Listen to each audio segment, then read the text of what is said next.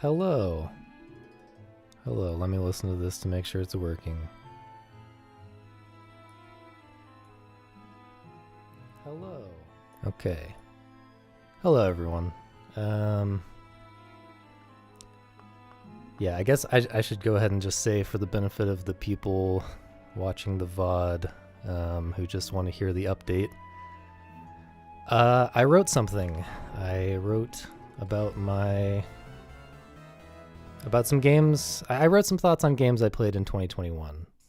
It's sort of a game of the year thing, sort of just an excuse for me to write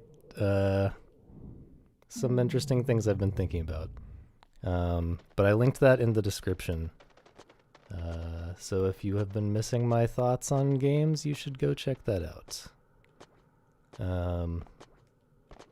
But yeah, that's pretty much it for the update. I guess I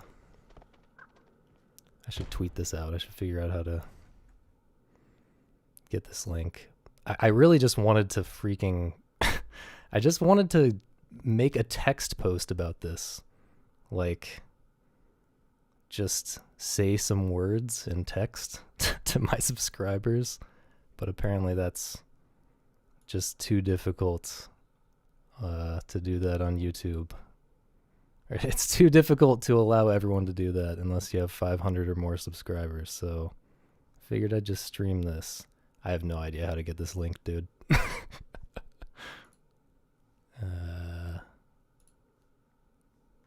Yeah. Oh. Is this the link? No, this is a generic link. Let me refresh the page. If you comment right now, I'm not going to see... Wait, what? The stream's bitrate is... Yo, Rogueway, does the stream... Okay, hold on. Let me play the game for a second. Does the stream look okay? We good here? Do I need to fix something? It's telling me I need to fix something, but I don't believe it. Looks fine to me. Let's see if I can get a freaking link, though. No, it won't give me a link. Alright.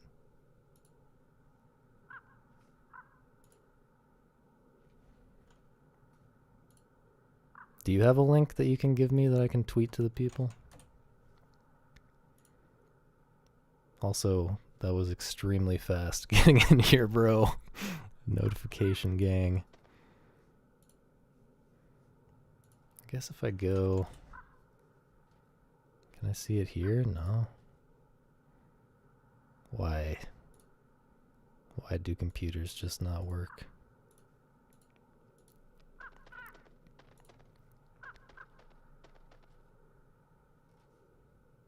Alright. I will link to my channel and hope that that works. Oh, here we go. Wait, is this gonna work? Yeah, here we go. Okay.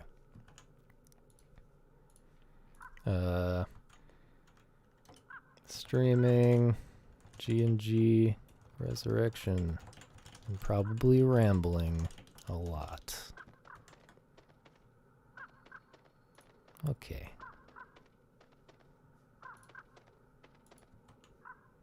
Let's play the video game. What's up, Afik? No, I just... Yeah, dude, I haven't streamed in a minute. Yeah, I just finished, like, 100%ing this game. Basically, once you beat the first loop, it gets even more absurdly hard. And... yeah, I beat all of that. And... kind of didn't like it. Like, the good part of this game is the first loop, if you ask me. And kind of just wanted to start a fresh file and play the first loop and not worry about the collectibles like this thing, which I've been autistically searching for the past, like, 20 hours that I've spent with this game. It's extremely painful.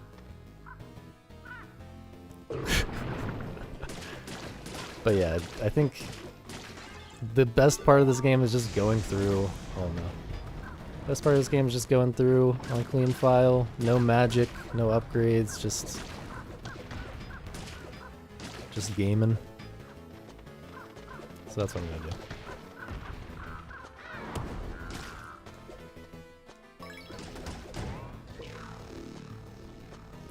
The hardest part about this is going to be getting used to not having multiple weapon slots. The one I hate the magic in this game. I think like all of the flaws in this game can be traced back to the magic system, and if they got rid of it, or if they had never put the magic system in this game, it would be a much better game. But that said, some of the passive magic stuff is good, including the thing that lets you hold 2 weapons at once. What am I even doing right now? I'm just talking. So like right there, just swapped weapons because it's kind of just in my path, and it would have been hard to avoid getting that weapon. And that's how it's been in past Ghosts and Goblins games as well, but I think it's a terrible tradition that sucks. And they should just let you keep the daggers, because that's what everyone wants. So yeah, I'm definitely gonna miss having the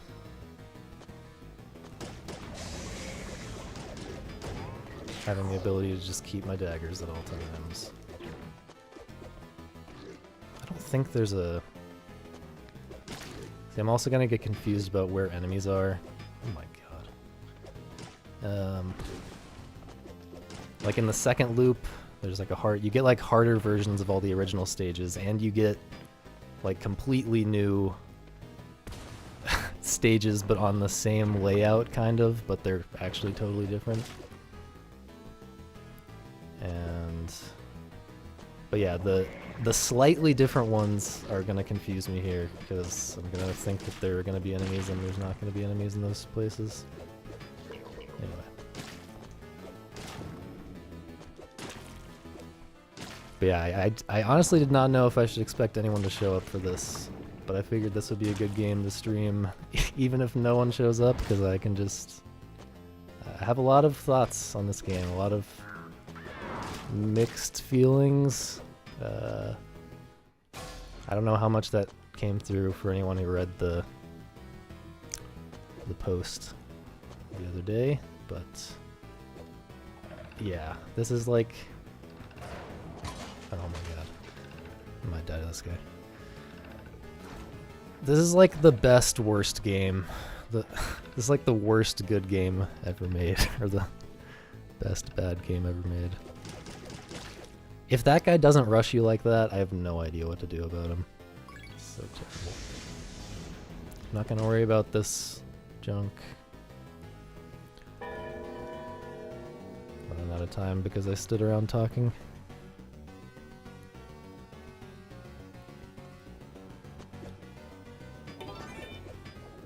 Someone give me a dagger.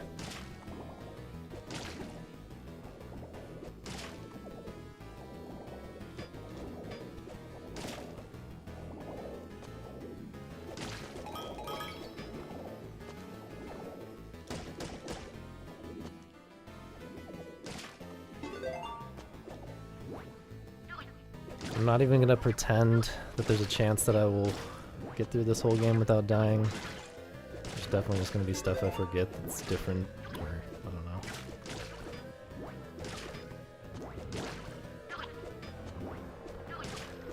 I'm gonna mess things up because I've been dependent on the magic for the last good while that I've been playing this. What type of dagger? The devil dagger, bro.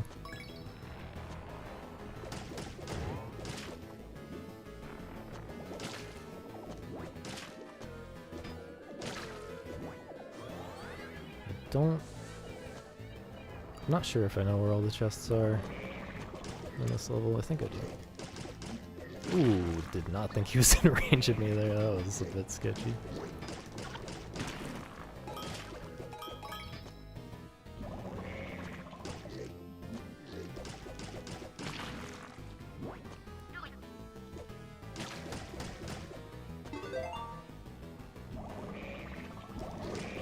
Uh-oh, didn't mean to pull that guy. We're good.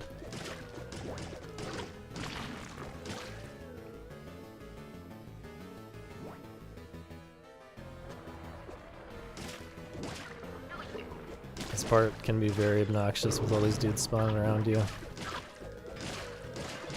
Maybe just in the other loops though. Maybe not in the base game.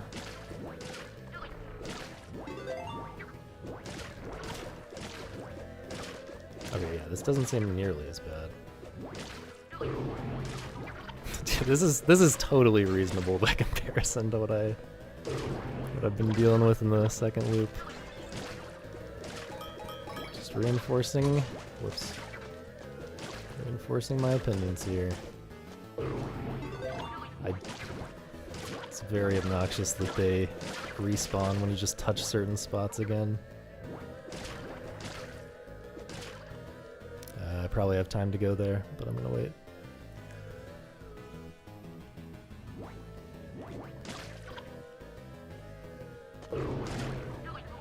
Come on, bro.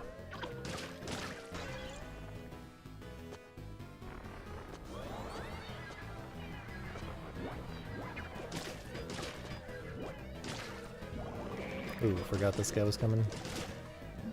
I cannot believe you did not get hit there. I feel like I'm gonna get hit on the boss. Or die on the boss, maybe. Wait, is this gonna be a gold armor? Is that? No, that's not better.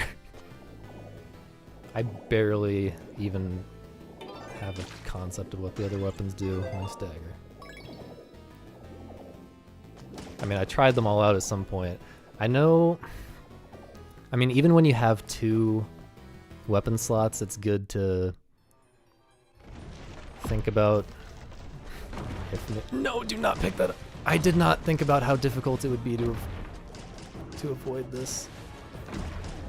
To avoid this weapon, I do not want to pick that up. My strategy is dependent on going there.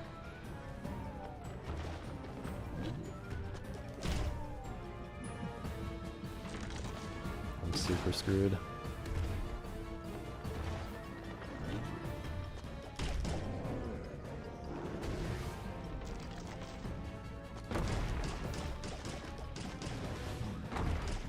Too late? Oh, I moved just in time there. Probably still dead. I don't remember what he does now. Makes some junk fall out of the sky or something.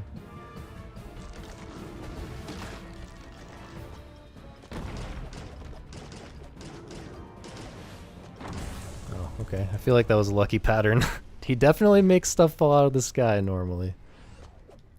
This is a good start. No deaths on the... No deaths on the first level.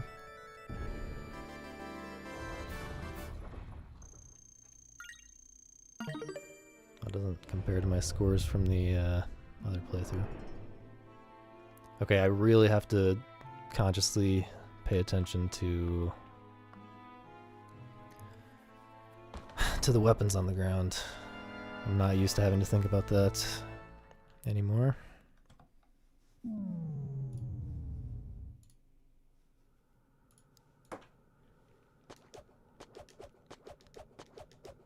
Get some good armor. Also used to having good armor by abusing the spell that gives you armor upgrade.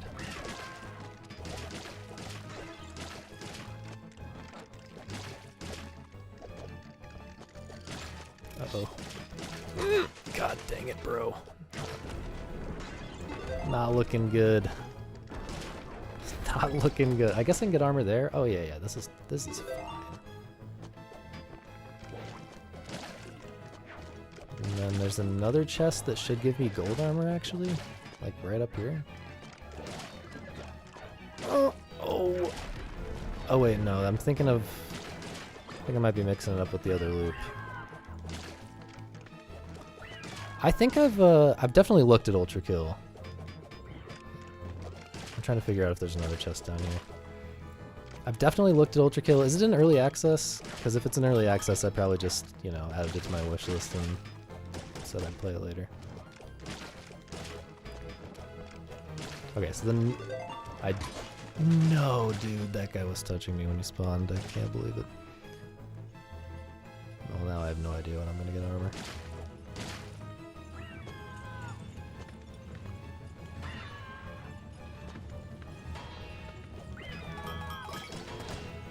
Right now, apparently.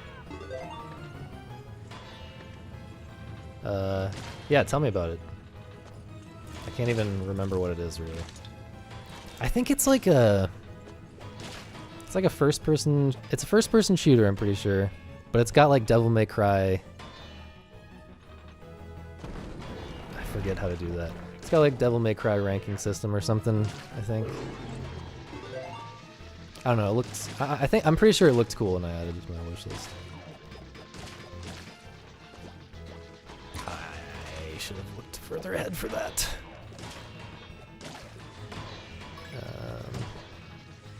This isn't armor, I'm not going to bother going over there. It's not armor. Feeling pretty screwed right now. This next part is rough. Forgot how easy this is on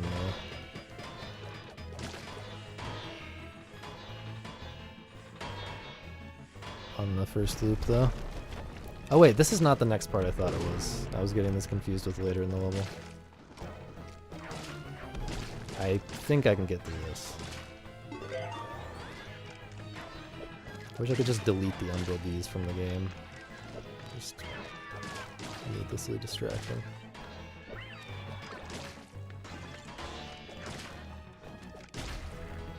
Alright, let's get up there. Let's get up there.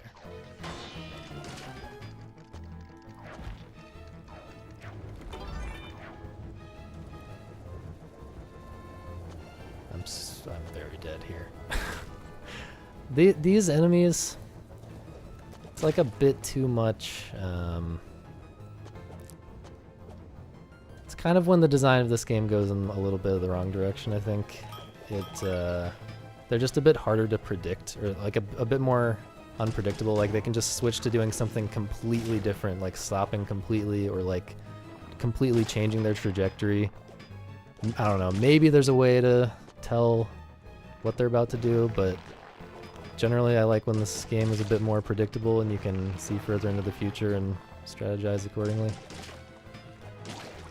I feel like those enemies do not follow those. How? How? What exactly was I supposed to do there, bro? Rewarding to get better at, like Devil Daggers? Yeah. I'll definitely have another look at it, but I'm probably not... Oh my god, I'm probably not gonna play it until it seems like it's mostly done. I've been enjoying having that as my philosophy recently. Just kind of not buying into the hype and just waiting on the stuff that's gonna be good. I just... Not that I think that's like the objectively right way to play games or anything. I just really like... I really like playing a game and knowing that it's complete and knowing that, you know, I can like do everything I want in it and won't have to like come back. Cause like there's like a relearning curve, especially for like a difficult game. I don't know, I like going all in all at once on a game, usually. This is a case where I've come back to it and want to play it again though. But yeah, like right now, like recently, Baba Is You got like a huge update with all these new levels. And I'm just like, I liked that game a lot, but dude, do I really, I don't know, do I really want to like relearn all the weird, subtle, confusing interactions in that game to play a bunch of new levels, especially when the game is like already pretty long to begin with? But I don't know, I'm torn because I'd like to see... I know there's a chest from dropping down there, but I think that's the dumbest thing ever, and I'm not gonna do... Well, tempted to do it now that I... tempted... Oh no, I'm probably just gonna die. Tempted to do it now that I need armor desperately. This next part, though, is what I was thinking I was going into before, where it's just... Well, maybe this is another case where it's not as bad as I think it is because I'm used to the second loop. Game on, sample name. Yeah, Monster Island 2, but that Monster's Expedition for anyone anyone who doesn't know. Yeah, but that game is a lot easier. It's a lot easier than Baba. I should have stayed up there. It's a lot easier than Baba, and uh-oh, am I just screwed? No.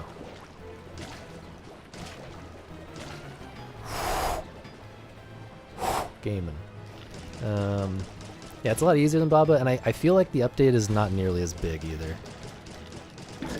That guy can reach that far. Hello. I could have easily not died there. What's up? What's up, Sam? Dude, I've talked to you via voice recently enough, man. But I appreciate it. Have fun at the gym.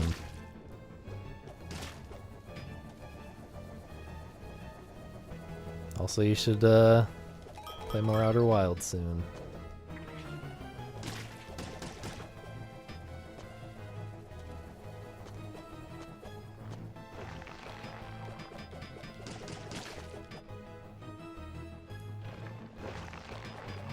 Alright, see you, man.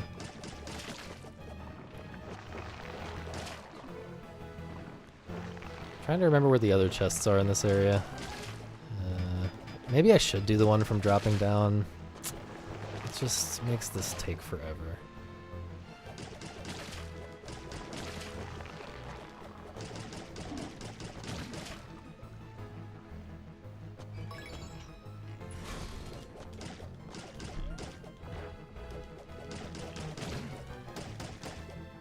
Figured that was going to be a wizard because I was so close. I feel like when you're right on top of it, it always gives you a wizard.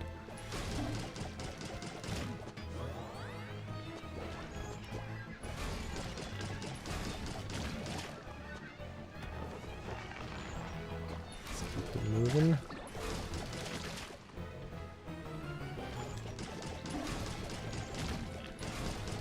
Rogueway, have you played Outer Wilds? I feel like... Wait. I feel like you made one of your goofy comments on the Outer Wilds video and it sounded like you actually played it. Vorong. Nice. Probably spam message. Okay, we're gonna try to get this chest because it's probably gonna be armor. I jumped way too early. That's very sad.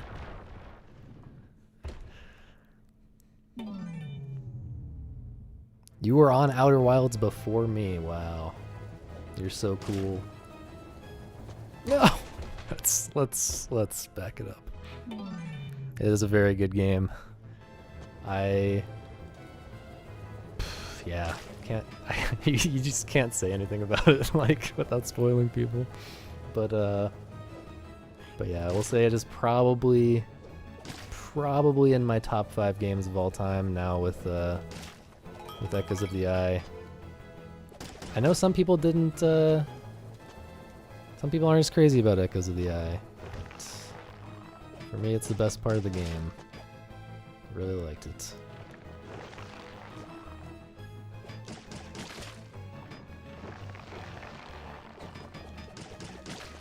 Your design brain has to be so big to create that. Yes. Agreed. Like, I mean, like you can certainly scrutinize it. Like, I'm not gonna say any spoilers for anyone. God dang it, dude. For anyone wondering, I will be very careful about spoilers, but just speaking abstractly about it, this should be armor, right? Speaking abstractly about it, there's just like so many things that have to connect to each other just the right way. And like you can certainly pick apart like, oh, this thing, like there are some things that feel like they were designed for gameplay first and they kind of have to force it in to make sense in the world and story and everything. Like if you really look for that kind of stuff, you can find it. But that's still a heck of a lot better than any other game that's tried anything similar, if you ask me. It's like pretty darn well constructed. Come on, buddy. Get out of my way.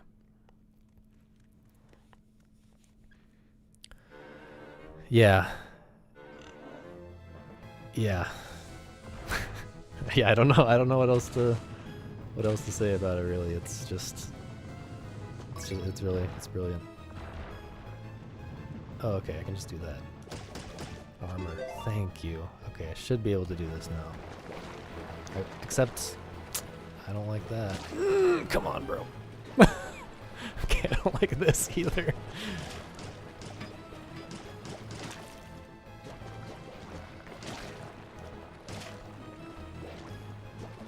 What's the situation here?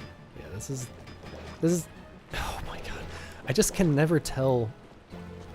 I can never tell when they're done extending those super long vine. God, I'm just going for this. Oh no! Thought I was dead there. Bro. Are you serious?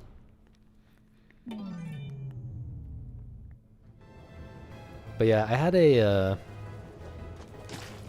I guess one thing about Echoes of the Eye is you can have a very. I watched some other people play it after I played it, and you can have a very like.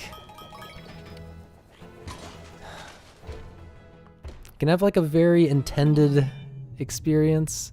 I mean, it's like obviously they allow you to do things before you've like figured them out and stuff like that. So you obviously every possibility is like to a certain extent intended, sort of. You could at least argue that. But you can have a very intended experience where it like feels like you figured out things in the order that they kind of had in mind. And that's like totally 100% what happened to me with Echoes of the Eye.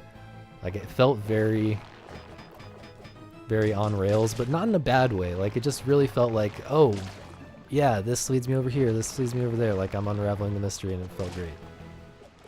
But then I watched some people who had not so on rails experiences with it. That was pretty funny, but they all had good times as well.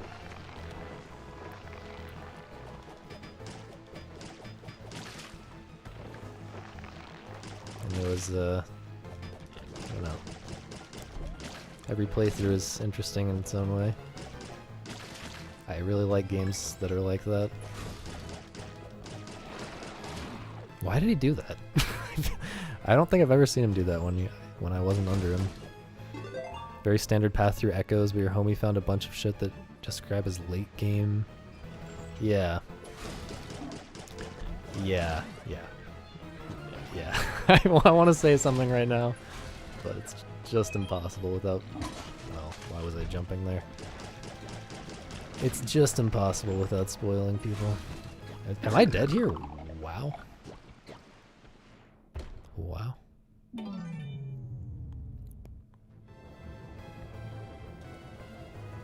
Alright, let's focus a little bit more. I can definitely play better than this if I focus a little bit more. Oh no. Not a good start.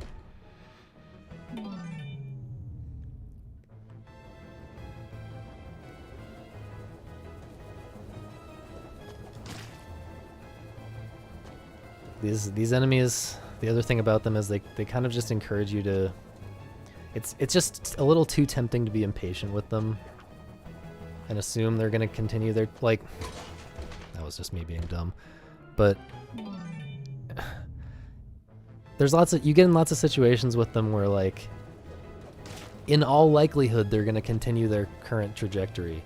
But there's a small chance that they'll just stop or completely change angles.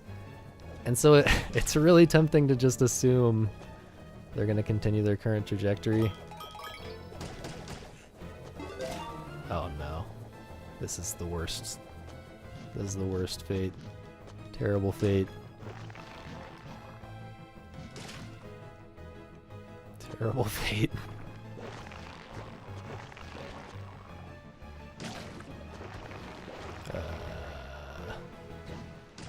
I guess these are kind of good for these guys. They just roll right through them.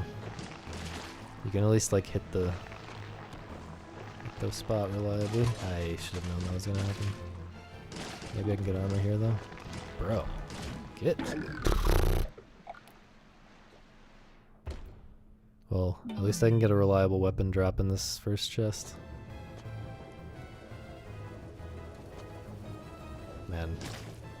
I didn't think I was gonna get through this without dying, but I did think I was gonna at least somewhat breeze through and probably finish the first loop on this stream. Now I'm not so sure. Oh, look at that. It does totally depend on how many times I lose my daggers. That can get very painful.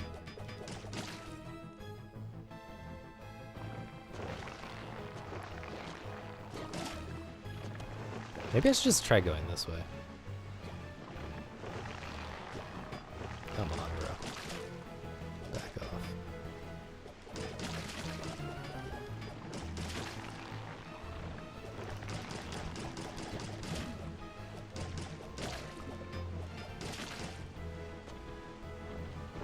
Don't like that. Is that gonna happen every time?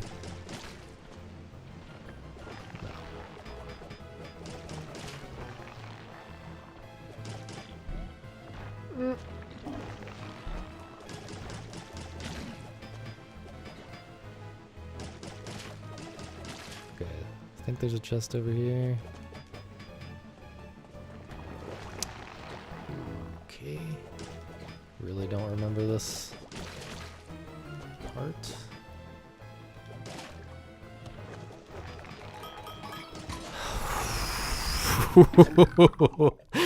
That is mean. I'm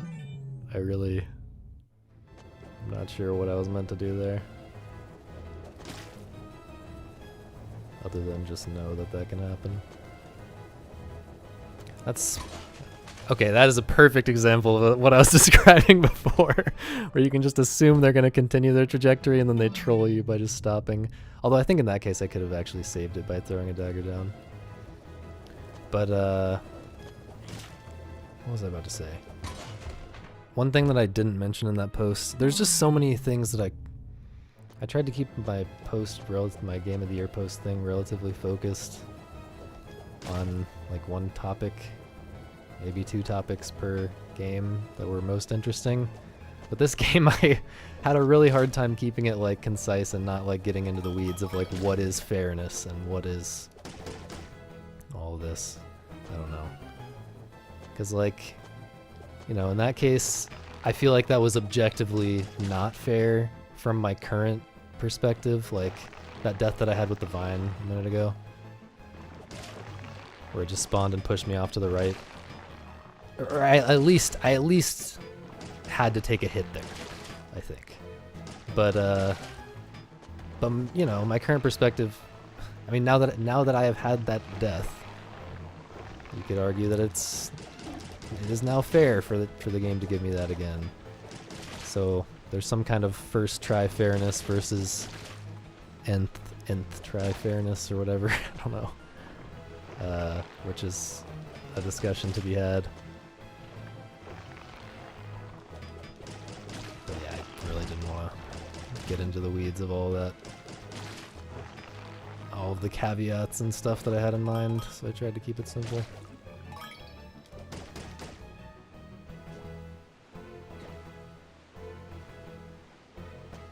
Really felt like he was gonna somehow destroy me there. I was jumping across.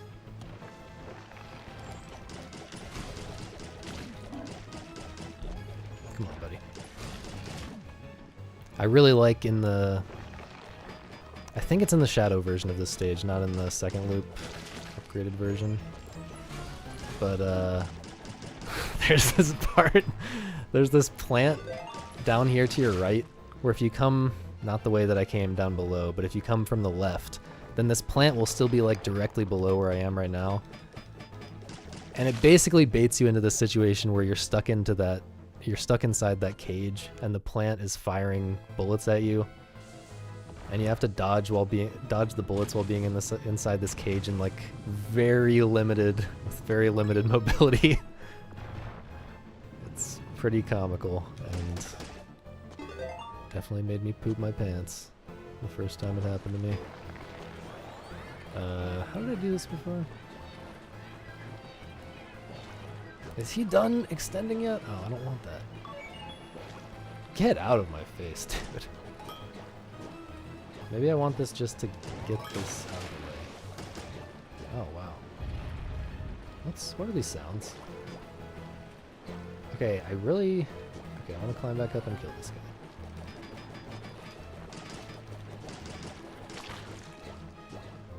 Now I want to drop and kill that, and then climb back up to actually jump across. I love the weird... oh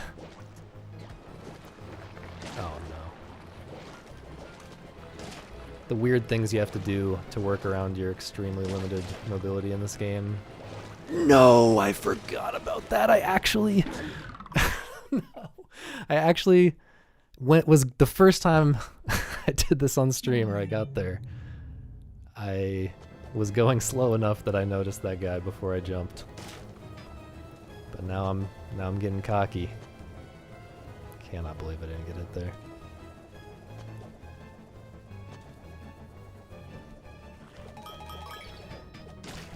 After this stage, it's all gonna be downhill. Wait, is that how you say? Yeah, it's all gonna be downhill, meaning meaning it's gonna be easier. I feel like people say that to mean it's gonna be good and it's gonna be bad, or better and worse. How am I confusing myself with such a common saying? Good God. I feel like going right was, you know, it worked out, I think.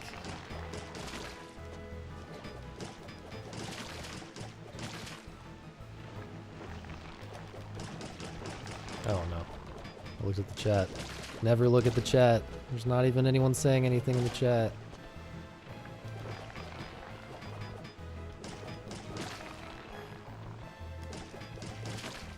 I really thought that guy was gonna jump down on me while I was dealing with these. Oh no. I'd like for him to jump down right now.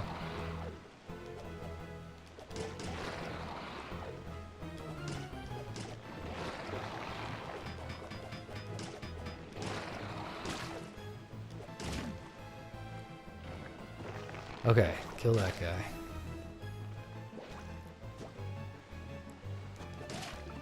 Easy. Thought maybe I could... I guess if I walk a little bit farther there, I can spawn the guy behind a little bit sooner. Save a bit of time.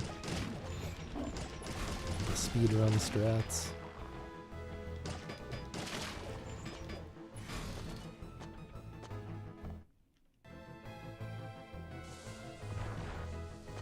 This part, the first time I played this, there's so many things about this game. This may not be a good... Oh, I should have done that, maybe.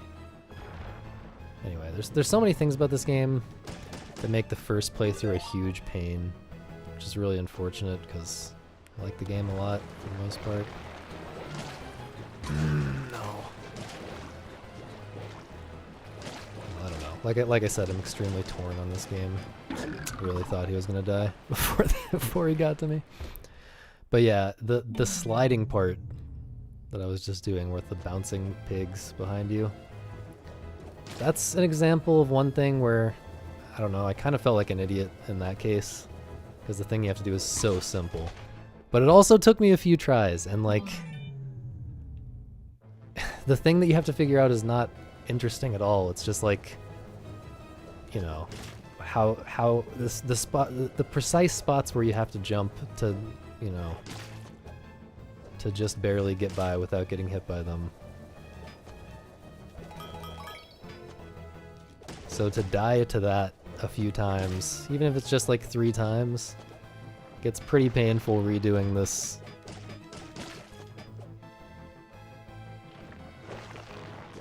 Redoing this somewhat frustrating part leading up to it a few extra times. If this part were one of the better parts of the game, I would probably feel differently, but I feel like this part's mid-tier at best.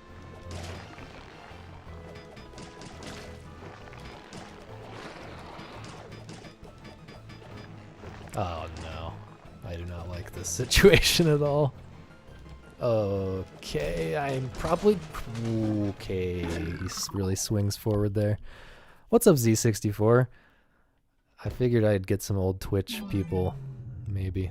And they'd have to say who they are because they have different names. I hope you're doing well, man.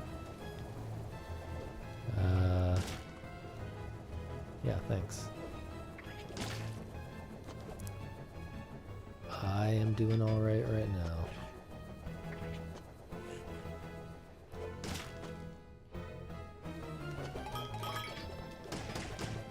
Do not get that, no matter what you do.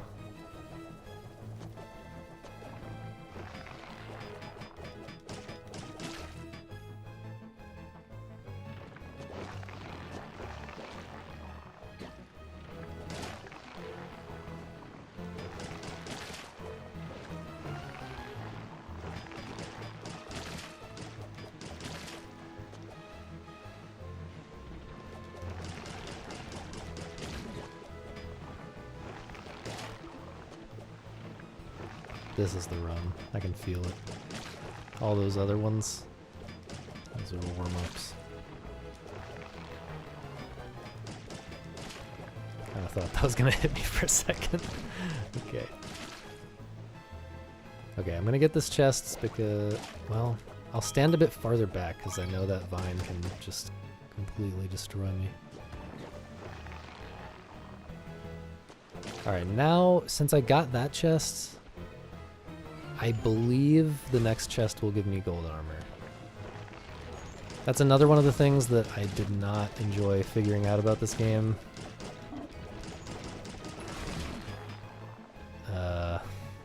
Another one of the things... Oh, I was standing too close, so it got... I'm not going to explain what just happened there, but suffice it to say it was stupid. But yeah, the way the chests... I still don't 100% understand it. Like, it's as if, it's like most of the time the second chest will give you armor if you don't have it, and the third one will give you gold armor, or armor if you don't have it. But then there's like weird exceptions, and I don't know, it just took me so long to realize that I really do need to just consistently... I really just need to go for the chests pretty much all the time if I want to maximize my odds of getting armor. And the fact that there's like a little randomness in it like that is just that's just, it really annoys me. Like if there's something super important like that already, like something super important for the player to figure out that already kind of goes against your natural instinct. Because like to find the chests, you have to just jump in random spots and like shoot random walls and stuff.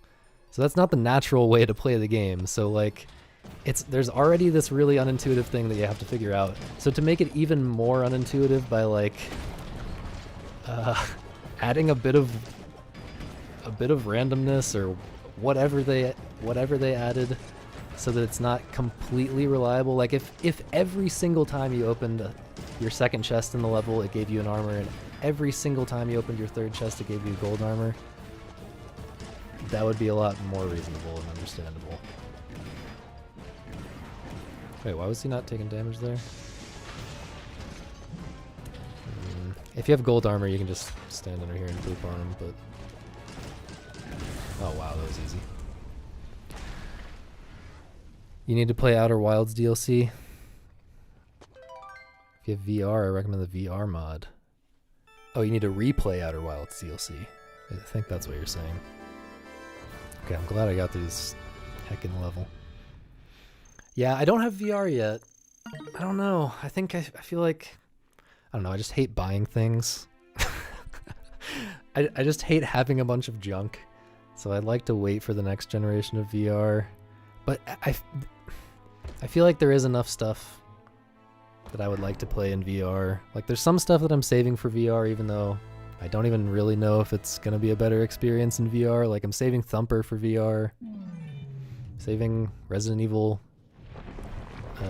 7 for VR. I don't know if I should actually save that one because Apparently the VR is only on PS4 or something. I don't really know the story with that.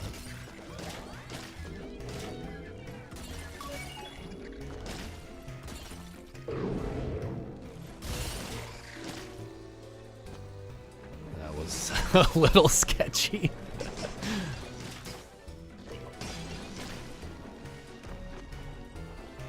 I have to keep consciously reminding myself, especially going into a new level, keep consciously reminding myself, do not pick up other weapons.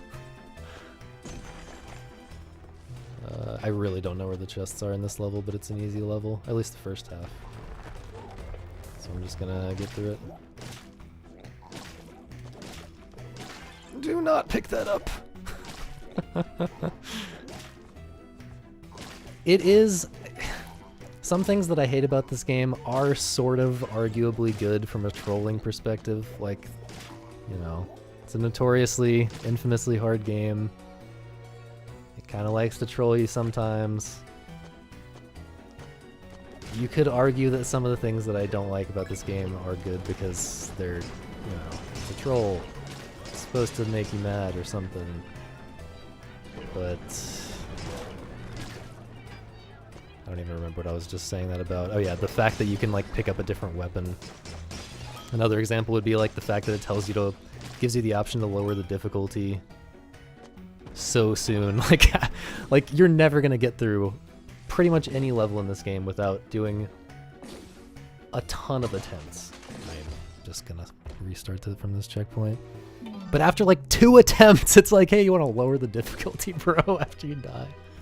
It gives you these completely useless tips when you die to a boss. It's like... when the boss gets to low health, he'll start doing this. It's like, yeah, that's the most obvious thing you could possibly tell me right now. I mean, I guess that one is... That one is like pretty harmless. So... But yeah, the weapon thing, I just feel like it's not worth it. Like if they were doing it as a troll, I really don't think it's worth the pain, the pain that it causes sometimes. Ecosystem is a mess right now? What do you mean by that?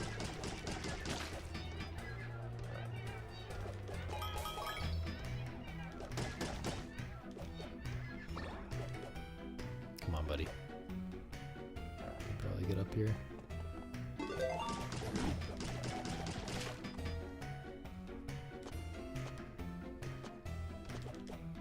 Really don't remember where the chests are here. Almost just walked into that, I think.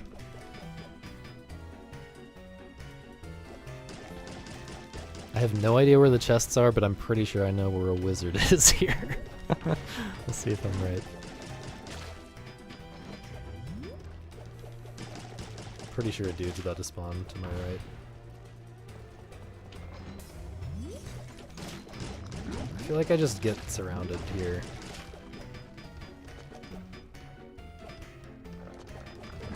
Okay, I think there's a wizard if I shoot left. Yeah, that's 100% a wizard. I'm not. No, I didn't mean to. No. I was just halfway through saying I'm not gonna spawn the wizard, and then I started shooting too early for the ogre, and I spawned the wizard. This could be very bad if this guy jumps up. Can he jump up? Not actually sure. Maybe the jumping up is only okay, wait. This is just death. No, I almost saved that. Well, the best one, yeah. Yeah, the best one is the best one still the index? I feel like the index looked like firmly the best one. It was pretty expensive, alright.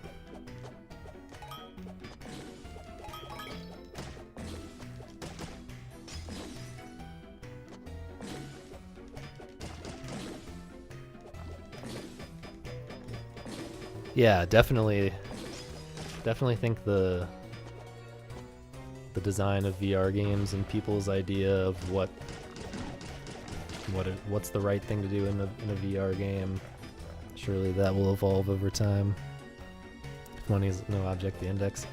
Yeah, I think I'm firmly in the wait for the next generation train. You kind of want to let these guys walk over you. You don't really want to walk under them, I think. He's still almost owned me.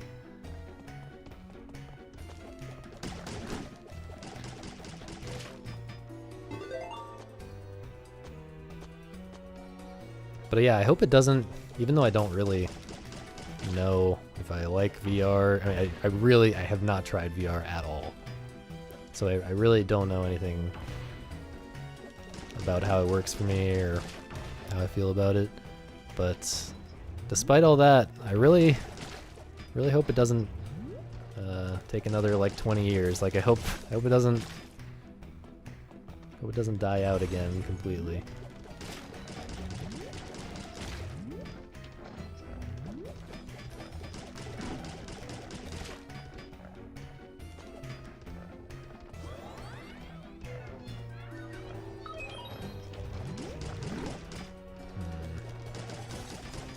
Really?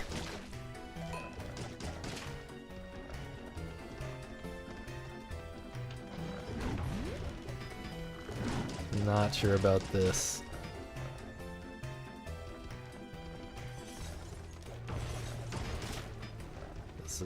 This just feels very sketchy all around right now. This guy's about to die, right? No. Get. I was trying to get more to the right and then duck. I climbed the ladder. Oh man, that's something that it's kind of a pet peeve of mine, that people don't recognize or aren't willing to admit that stuff like that is a flaw. Or at least a downside. At least like a trade-off that's being made in the design when you're when you have stuff like down to crouch, but also contextually down to climb a ladder. I feel like, I mean, like, surely everyone dies to that sometimes. Just like not realizing that a ladder's there, and like, yeah, obviously it's to some extent your fault. Should be able to see that a ladder was there. But also, when down is crouch 99.9% of the time, it's not unreasonable to assume that down is crouch to a certain extent. I don't know. It's not.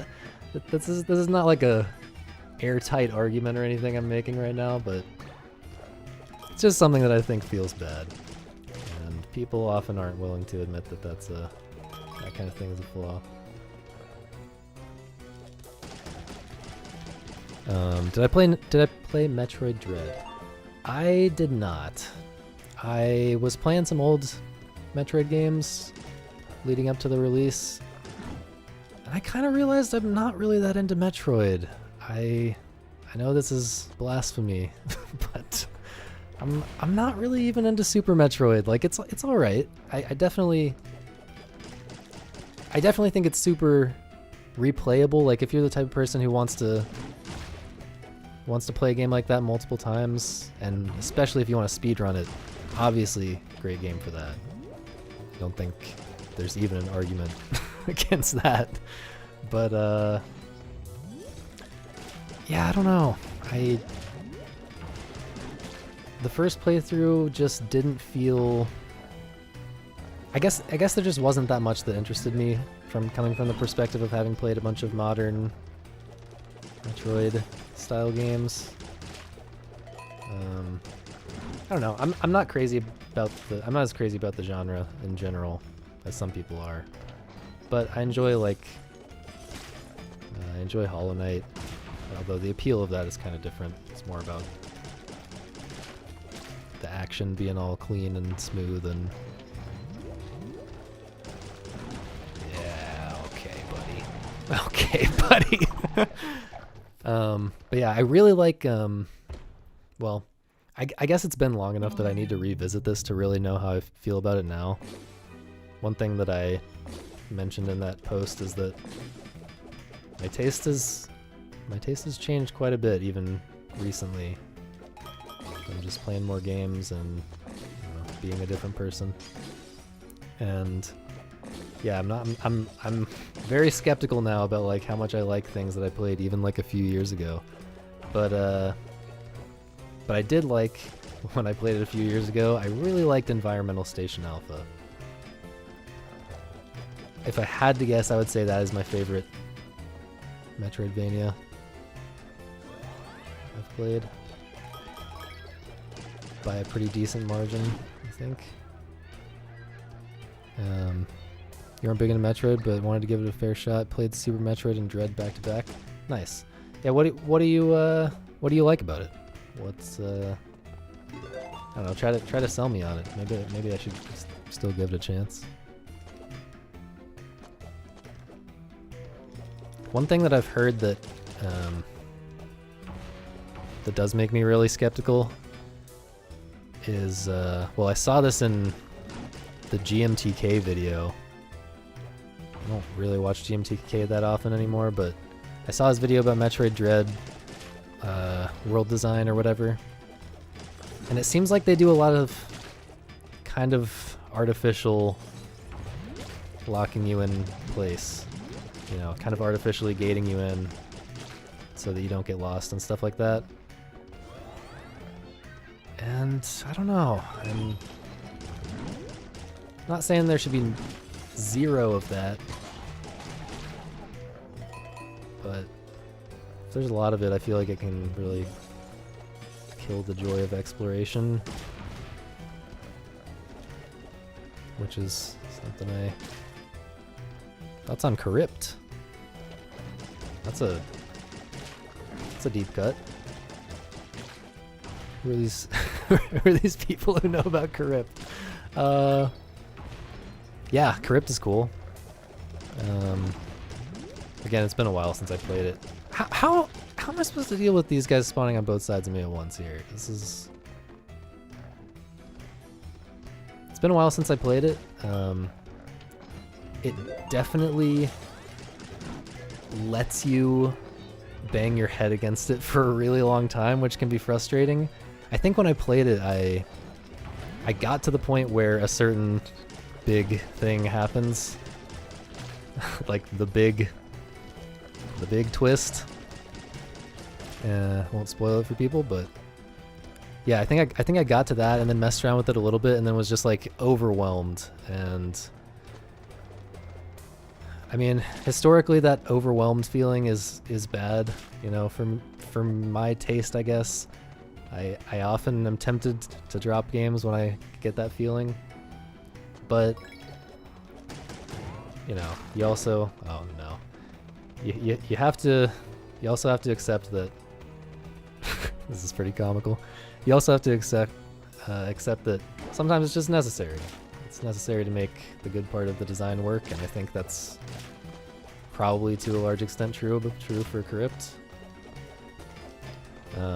And yeah, I came back to it after, I don't know, a few months or a year or something, and I ended up really... I'm so greedy for going for that right there, bro. Oh, I ended up really liking Crypt. So yeah, cool game. I wonder how many other ideas kind of along those lines Michael Bro has. Like, recently he's been leaning very hard into this kind of specific type of roguelike thing. Very specific type of strategy game. He's gonna send this earthquake, right? Yeah. Ah, no! Okay. Forgot. Definitely forgot. Oh, that is brutal. I felt like I timed that well. But yeah, I feel like I might... After Syncopaus, at least, which I think is...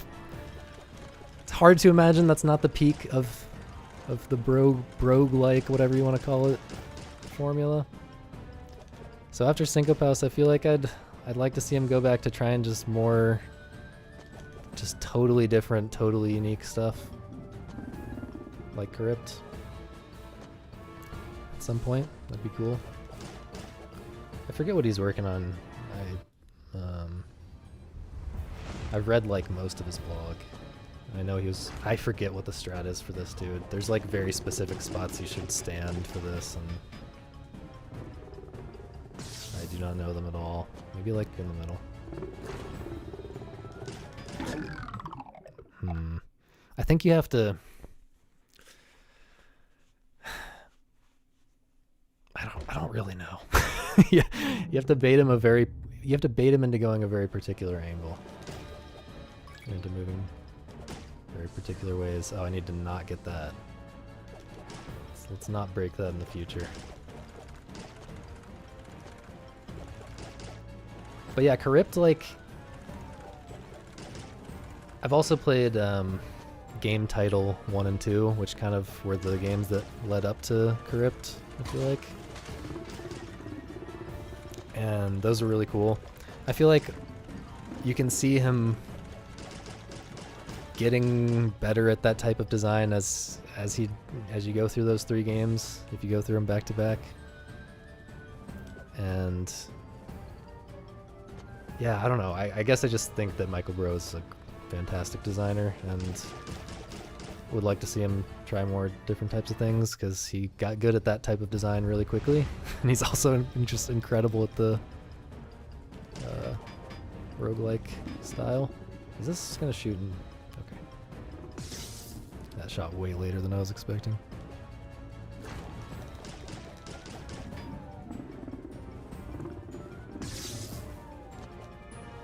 So the thing about this fight is... oh, that's a good strat. Kind of be on one side and then cross over. The third phase, which I'm not at yet. Okay. My bad. Correct about the routing, gating. Hang on, I'm gonna pause. I think they mostly succeed. The movement feels good. Control's really good. Looks really good. Incredible quality of life over Super Metroid bosses. Challenging. Okay, so it sounds like it might be a little bit more on the Hollow Knight end of the spectrum. Although I also didn't really enjoy getting lost in Hollow Knight occasionally. But I don't know if I would say that's the main appeal of the game for me. But yeah, I don't know. Yeah, it definitely could be worth playing just for some good like action platforming bosses and stuff. So maybe I should give it a try at some point, but not right now because I just played a bunch of Metroid games and was disappointed. I shouldn't jump forward for all of those. Okay. What was I saying? I can't remember if I finished this thought or not, but I was trying to say that the third phase, which I haven't gotten to yet, the amount of health that he has is determined by how much damage you do in this first phase, I'm fairly certain. And I'm not doing a great job of doing a ton of damage in the first phase. So I'm probably not going to first try the third phase when I get there. Oh man, I really thought he would turn when I hit him enough there. Oh, this looks... Okay, I thought I was dead for sure there.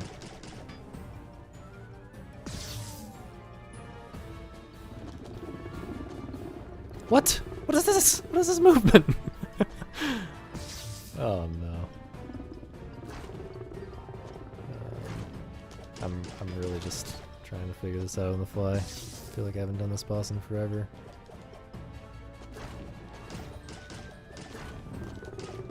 Okay, we're almost at phase 3. Just takes one hit to own me though. I would guess it's like 20 hits to kill him or something. No, come on, get up there. Okay, I just kind of took a risk there and stayed in place. It worked out somehow. No. Ooh, that is way fewer hits than I thought it would take. I'm very proud of that one.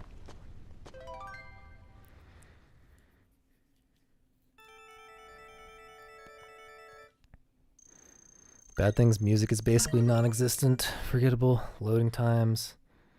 Emmys are a gimmick. Is that the stealth? Or the robot stealth thing? I'm assuming so. Let's do the other. Yeah, let's do all the levels in the first loop. I think Hollow Knight's better overall.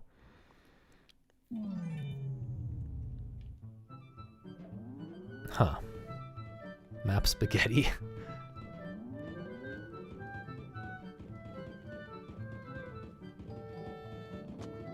Yeah, I really feel like I haven't done these levels in forever. Especially this next boss. Oh yeah. I know why I haven't done these levels in forever. I got partway through my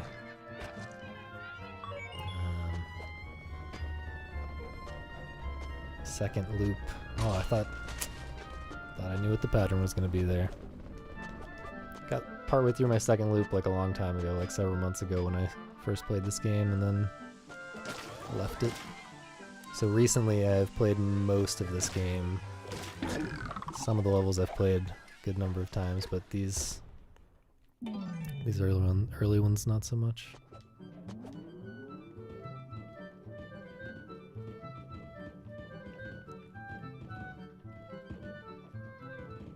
Oh wait, there's a thing here. Yeah. Wait, I got that last time, didn't I? No, I really didn't think I would get that. It's far from the worst weapon to get, though. This is another part that I think is questionable. Just the amount of waiting game that it encourages you to do here to be safe. Like, just wait for a good cycle. Like, this is just not giving me a good cycle. Like, what is this, bro? Okay. I think there's maybe something on the ground here. Maybe that's in the other, maybe that's in the shadow version of the level. Alright. Chased by something that will one-hit KO you until you get the thing. Very cool. I forget exactly what the strat is here, but I should be able to just... I really was expecting dudes popping out of the sand up here. Pretty sure that happens in the upgraded version or downgraded version of the stage, depending on how you look at it. I know there's something somewhere around here. It's right here. Uh-oh, I'm gonna get to here. Never mind.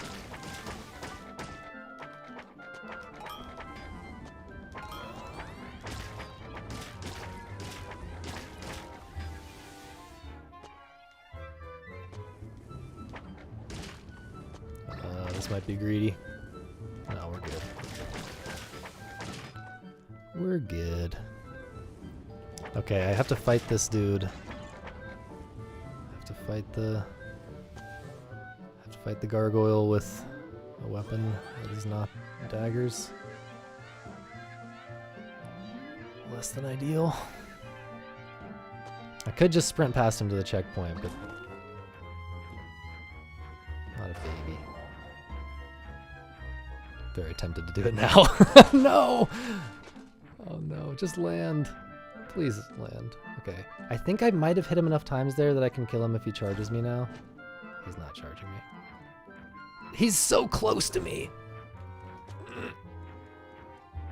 Please land. That hurts. That hurts. Alright, let's get a different weapon.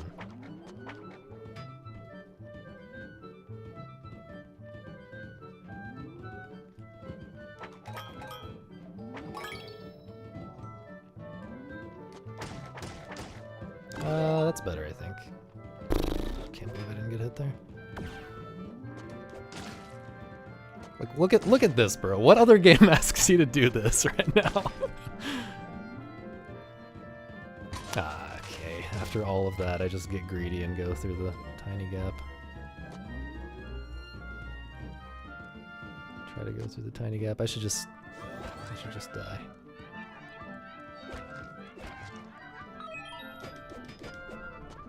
I know there are chests. I guess I'll use this attempt that will probably just die. I will use it to figure out where this chest is. I think you just have to run to the end of the second ledge here. So if I go all the way to the left. Uh-oh. That was one of those situations where you know it's going bad, like very far in advance. But there's just nothing you can do about it. The damage has already been done.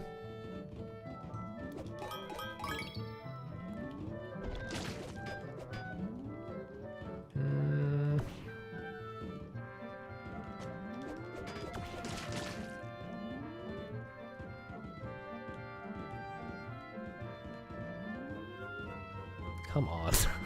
Give me a better opening than this, please!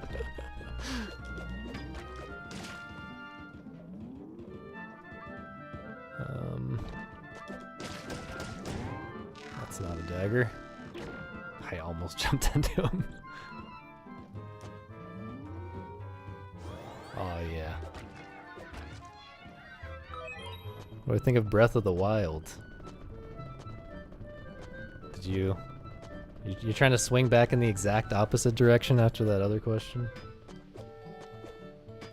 Just ask me about the most popular game. I think Breath of the Wild is okay. I don't know. I don't really have any super interesting thoughts about it, I feel like.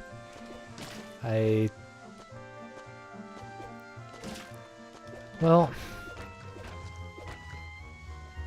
I guess there's this whole thing about how much do you care that most of the world is copy-pasted? Like, I had a really good time with the first 10 or 15 hours of Breath of the Wild, or, I don't know, some number of hours of Breath of the Wild before I realized that I had already seen every world boss, and a bunch of the shrines were going to be shrines I'd already seen, and stuff like that. So, you know, you could argue that, you know, it's fine that there's a bunch of copy-pasted stuff. Some people enjoy the world being filled out like that and being really big. And if you don't enjoy it, why did I go for that? Good God. And if you don't enjoy it, you can just, you know, end the game and then...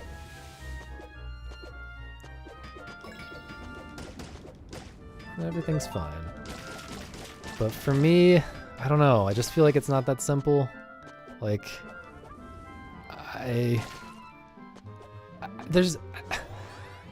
it's not even really for that reason, like that dichotomy I just described of like how much whether you care about this or not, like it's not exactly for that reason for me. Like part of it is that, yeah, I want to be able to explore the whole game and I want it to be cool. But why did I jump there? But it's also just like, I want the world to be a magical place full of wonder and cool things for me to find all the time, and I want to, if the game is all about exploring, I want to feel like the world is worth exploring. And when the game starts out promising and then it at some point proves to you, or like at some point this switch flips in your mind and you realize, oh, this isn't quite as amazing as I thought it was going to be. That's just like a that kills the wonder part of the equation for me, and that's I think that's worth a lot. I really value games that maintain the wonder all the way through, like Rain World would be a good example of that. But all that said, like I just started rambling about the first topic that came to my mind when I thought about Breath of the Wild. So maybe that sums up my feelings on it enough. But you know, I think Breath of the Wild is far from a bad game, and totally respect the opinion of anyone who loves it. I think the physics stuff is really cool. Just all the weird ways you can use different items in physics and stuff like that to do shrines and mess with enemies, all that kind of stuff. Surely everyone knows what I'm talking about. Yeah. I think I would like some kind of middle ground to be found between the regular Zelda formula and Breath of the Wild formula when it comes to dungeons. How? Oh, I'm just dead. Oh, I'm not dead. Yeah, I don't really know what that middle ground would be, but again, I feel like you guys probably know what I'm talking about there to some extent. Can you just land, bro? Can you just land? I should have known to go right there. The majority of it is filled with nothing. Yeah, that too, kind of. I mean, you know, it is cool to just, you know, glide around. But yeah, yeah. Inscription is amazing. Yeah, I really like Daniel Mullins. I actually haven't even played the Hex yet, his second game. I believe Inscription is his third, like, major release. We're restarting that. But I liked Pony Island a good bit, and based on what I've heard about the Hex, I expect to like it more. If anything.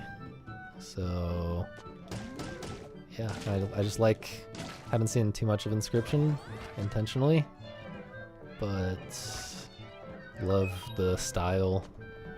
I don't know, that dude just knows how to put together a game. It seems like. So yeah, looking forward to playing that at some point. If you haven't noticed, I am not playing much new stuff. I mean, I guess the game I'm playing right now is an exception. This came out in early 2021. But generally, trying to adopt the wait a few years rule. Unless I'm just super excited to play something, or I just think it's probably not going to get updated much. So no point waiting.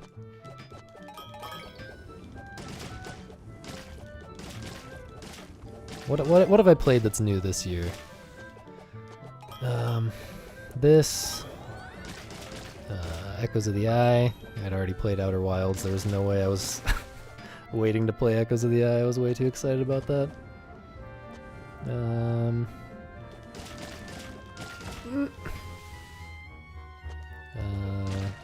Played some multiplayer stuff, which is a bit different because they don't, either they're like perpetually updated, or I don't know. I feel like there's not much point in waiting that way, the way that I'm talking about for. Really, I thought I could make that work for multiplayer games. So yeah, I played like Nerds Online, Babel Royale. Been playing some Apex Legends as usual. Why am I trying to read the chat right now, bro? That is not the time to read the chat. This guy is really not doing the one maneuver that I want him to do.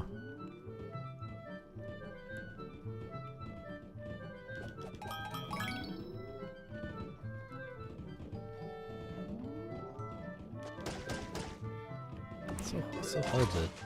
No. I got a weapon again. Okay, let's read the chat before we play the video game. Zelda formula is the worst of the game. The heritage of Ganon and Zelda are just boring. You don't want to save Zelda, you want to explore. Yeah, there's definitely an argument to be made that the whole Zelda structure and that kind of stuff doesn't really fit in Breath of the Wild.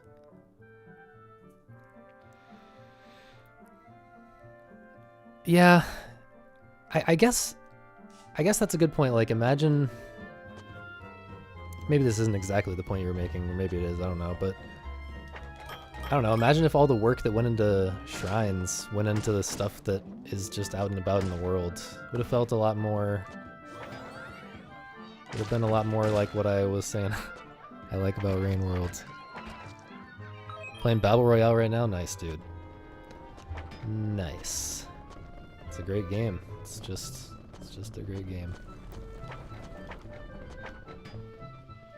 I was trying to keep my all the bits pretty short in my Game of the Year post thing. I ended up just not wanting to cut any of that stuff I wrote about Battle Royale, even though it included a bunch of rambling about Battle Royales in general and stuff. But yeah, I think that game is super well designed. I'm very curious what's going to get added to it, because it definitely seems like they want to add some like major twists. which I personally have a hard time imagining what those would be.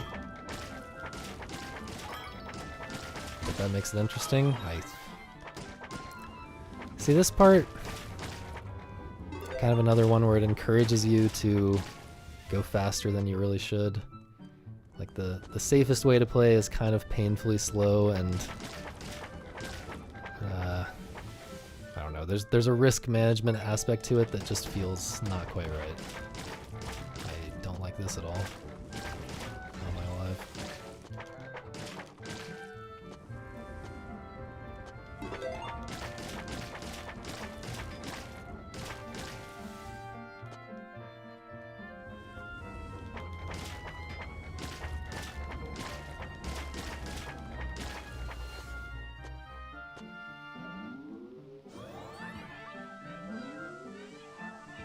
Alright, even though I have this weapon, it should be fine, right? Come on. He has landed. It's so slow, bro. It's so slow. He landed again. Charge at me! No! Charge at me. I went too early. Charge at me, please. Oh, okay. So maybe it was... I gotta get this checkpoint before I kill myself, okay. Alright, glad to be done with that section. This section can be painful too, but I think I like it. Especially the second part of this area. Big open section. Oh wait, is there something here? This is... I'm screwed.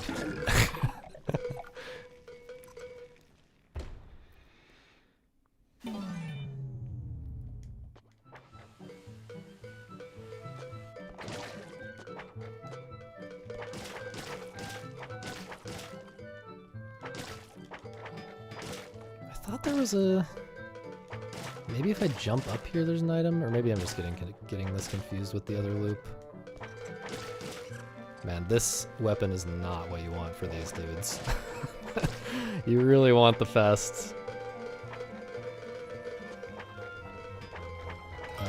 fast dagger shots. Although this has a bigger hitbox, maybe. Maybe not. Definitely don't want the hammer. Whatever I do, do not want to get the hammer.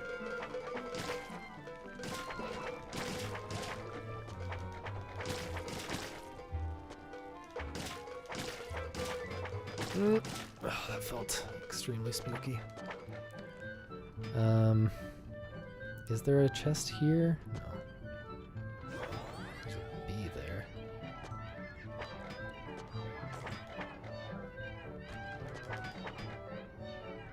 But yeah, this part's pretty cool, I think. I like that you can shortcut there.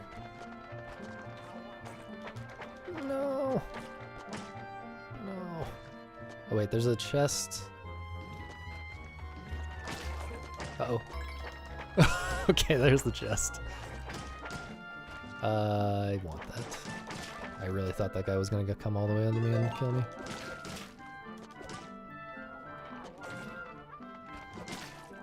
But yeah, I feel like this part really captures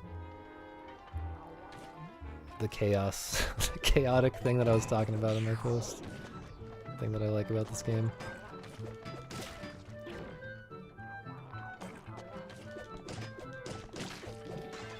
Sometimes it's just a very awkward angle to hit one of these bats that's coming at you. And you're trying to avoid like 10 other things at the same time, but when you pull it off, it feels incredible. Dude! Okay, I thought I was dead from that. That would have been... Okay, so I have to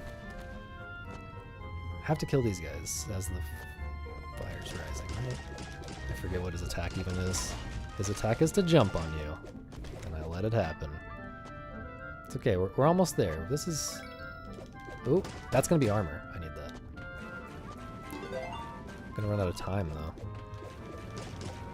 I can only get 2 hits per cyclone on this guy. Okay, well, I don't want to go up any further to spawn the pink guy yet. I guess I should be jumping. Maybe if I just kill the pink guy, we're all good. Come on. The spear is so much worse than the dagger for this. It's insane. Alright, we got here with armor and everything. I definitely do not remember my strat for this guy. He just like lands... Okay, that's... Dagger? Sometimes it just feels like he... Oh wait, I think I'm supposed to... Yeah, I knew... I have to get under the pink... I forgot that you can jump into the ceiling there. I want to get under the pink guy there every time, I'm pretty sure. But yeah, this phase, I really...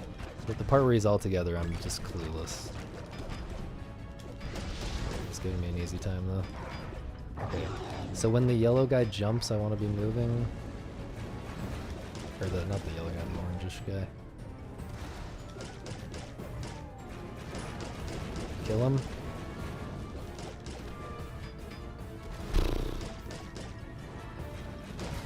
Alright. I forget how long this fight goes on too, like...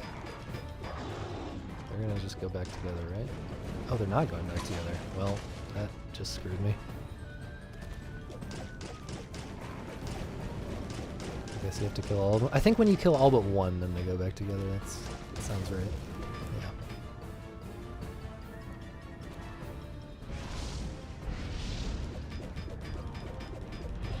Oh, it's not even all back together. It's just a big version of this one. Oh, but he does all their attacks, I guess. All right, we remembering. We remembering. What are these nonsense spam messages? Or other language messages, whatever they are? Like, really don't like that. Really don't like that he just hit me and pushed me into that weapon that I didn't want. That was a Ghosts and Goblins moment if I've ever seen one.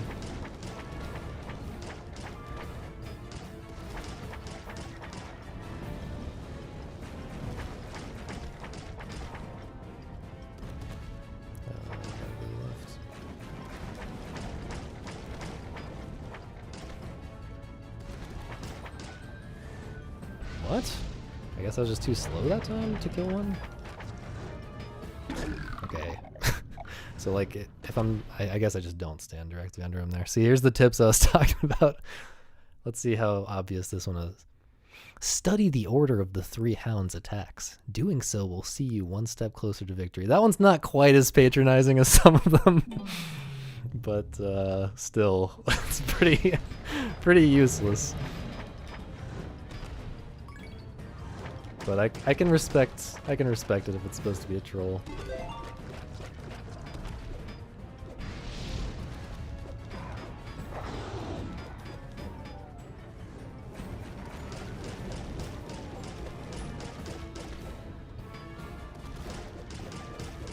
No.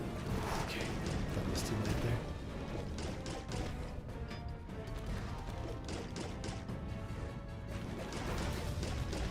See, that time I just killed one. Oh no, they're gonna come back and still be separate, right? Okay. It's kind of dumb that this is part of the fight because it's kind of easy without all 3 of them. I mean, even with all 3 of them, it's a very simple pattern once you know.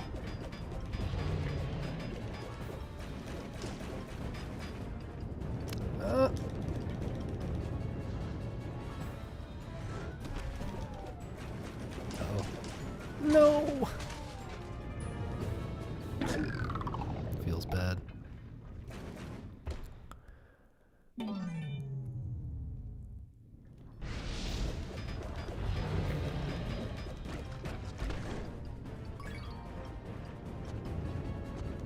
Oh, really thought I could make that jump. Very tempted. Yeah, I'm just gonna reset.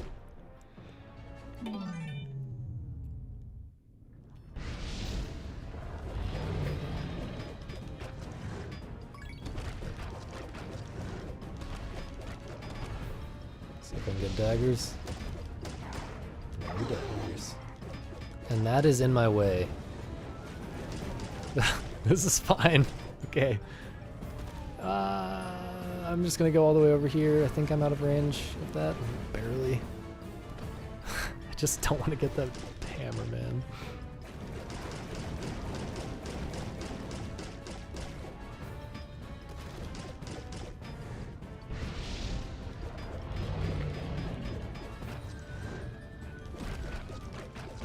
Just gonna assume this is safe. Ooh, that was a lot faster.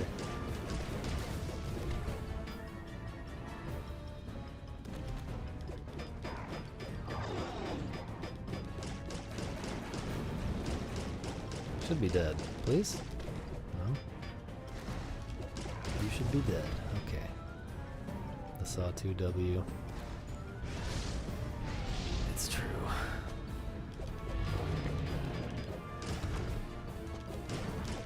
Didn't even know. Like, am I really supposed to be able to... I guess I just need a strat that is immune to that happening. He's about to jump right on me. I just had to stand still and hope it was okay there.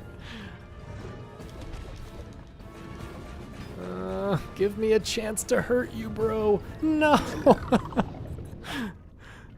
Oh no. If I had daggers, I feel like I might have won there. Maybe. Still really feel like I don't have the strat for that last part though. Oh god. Reset.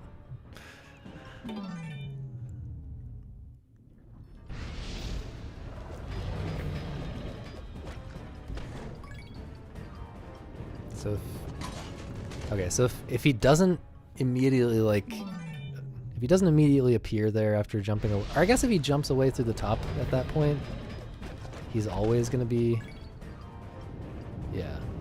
Well, maybe not always. Either he immediately lands on me or there's like a short delay and then I have to be ready for him to come diagonally across the screen like that. Daggers? No daggers. Oh no, he turns. He turns. Ooh. No. The three hounds each unleash a different attack. A careful eye and attention to color are your friends. Thanks, game. I'll keep that in mind.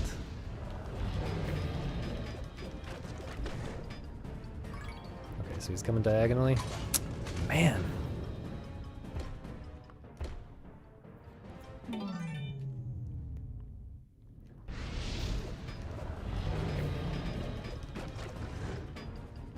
So in this case, I feel like I can just spam at him, yeah. No daggers again.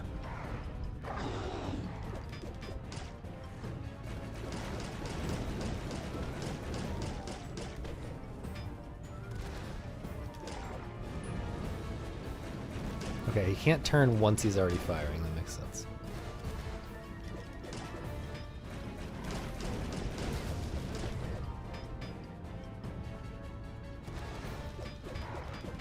I wonder if I should kind of try to DPS them down evenly.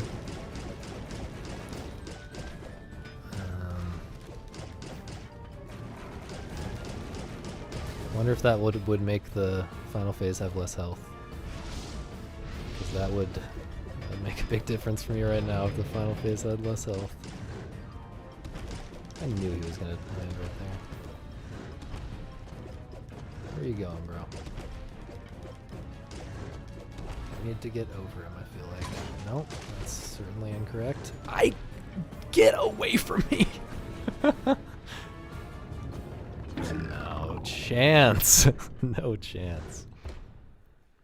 I'm just clueless in that last phase, man. Maybe if I left a different one alive. Let me try leaving a different one alive. I can't remember if I ever tried that or not. Also, let me have a heckin' dagger. What?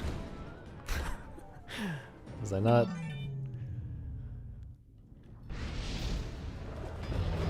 don't know what to say about that one.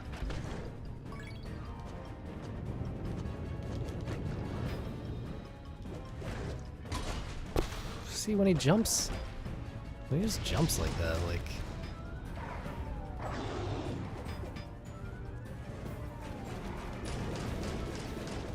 Okay, I think when I'm like directly under the orange guy,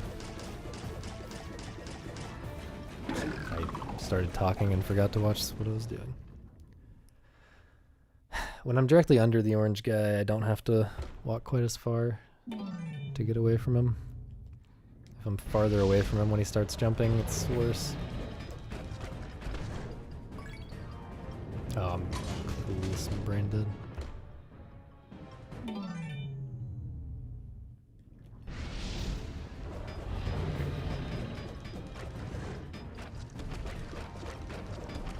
Give me the daggers. Truly never daggers.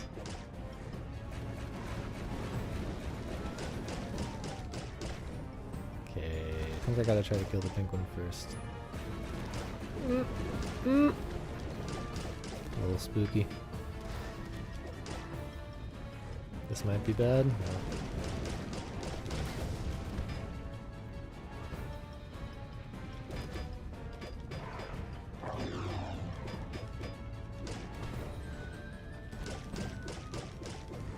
Oh, he just jumps again, okay. When you learning?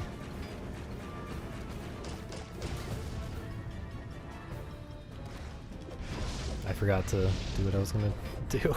It took me so long to get back to this part that I forgot to test what I wanted to test.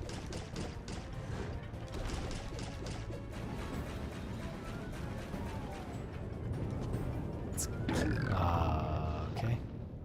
Thought he was gonna go up a bit sooner than that.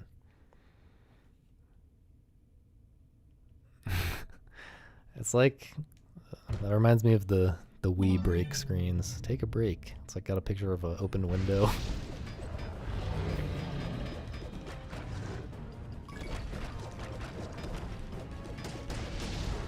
Here we go. That's what I'm talking about.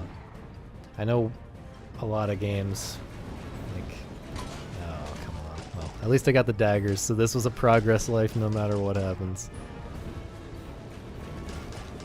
Like, MMOs will have, like, make sure you don't forget about the real world.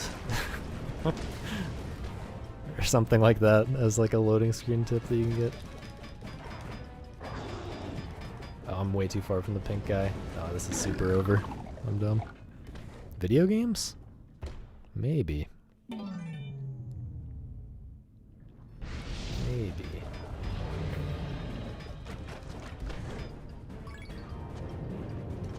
I really need to just have a different strat for that, but okay. Somehow made it work. Alright, we're killing the jumpy guy. Actually, no, the jumpy guy's the most obnoxious. We're gonna leave the pink guy up, if possible. I've already done a lot of damage to him, but that is unfortunate.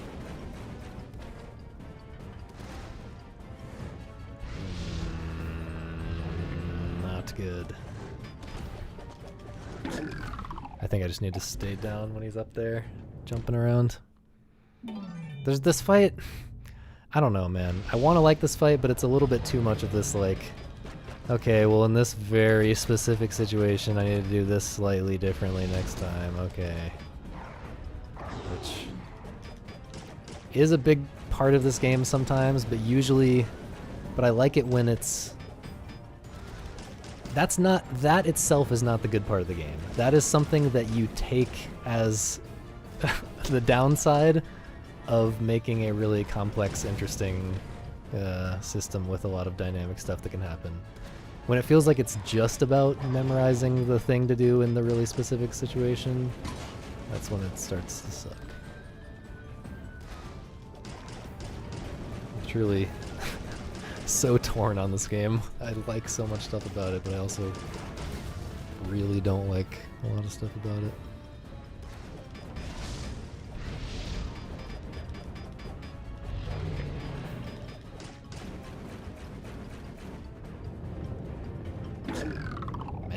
I think I have to be... Oh man, I wanted to read that loading tip. I think I have to be up on the second level there, maybe the third level. Did not think that one through.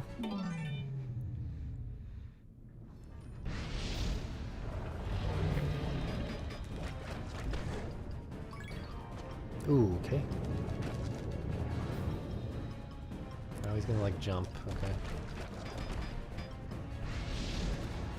That wasn't exactly what I expected. Okay, maybe I can run under this guy here? Oh no, that was just... could not have gone more wrong.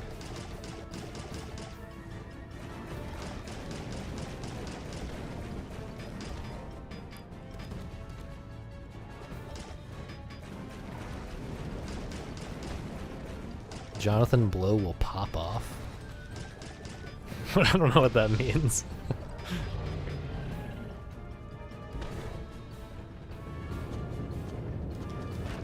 I absolutely saw that one coming. Get out of here. I wish Jonathan Blow would pop off and release a game.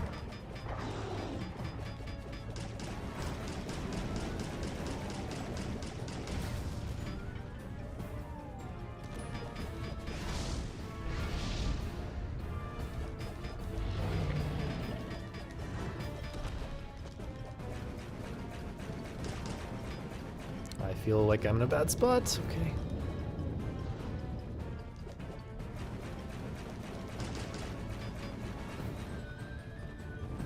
Okay, this feels lucky. This feels very lucky right now. Please die. Okay. Jump? No. This feels incredibly lucky. I'm gonna die right now, though. Okay. Alright. Yeah, I tune into his streams occasionally. I don't wanna look at the Sokoban game though.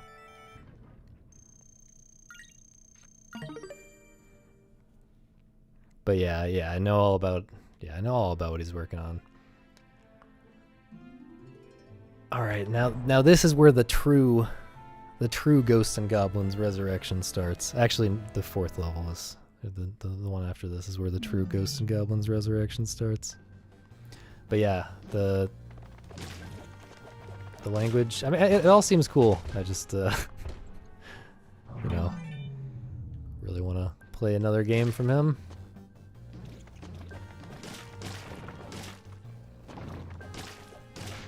Even the Braid remake that was supposed to be out like forever ago. Like, oh, I really thought I hit that.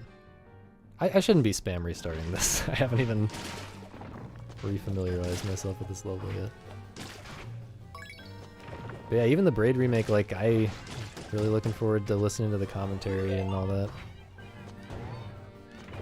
I should wait and kill this Joker. Yeah, same. I'm truly baffled as to how they missed the release date by that much. I mean, if I recall correctly, The Witness was like originally estimated for like 2012 or something, and it came out in 2016. But still, like, I don't know, anything can happen. He's got very high standards, which you gotta respect. Okay, I forget which way. I think the good way to go is right here. On this version of the stage. On the other version of the stage, you definitely do not want to go right here. Unless you're abusing magic. Oh no, this guy's gonna slow me. Oh, this is just... I think you can... I think on this version of the stage you can... Oh, I thought he was charging. You can get by without pulling this gargoyle. Oh, that was my chance. Charge again. Okay, alright. But yeah, I feel like you don't have to pull this gargoyle, although I think maybe he can spawn there as well as on the opposite side where I think he normally spawns in a spot where he wouldn't have gotten pulled there. But occasionally he spawns on the right in the way. Let's see, where? I'm trying to remember where the chest is. I think I have to stand here. Okay, didn't even get armor. You never played Braid? Yeah. I love Braid, man.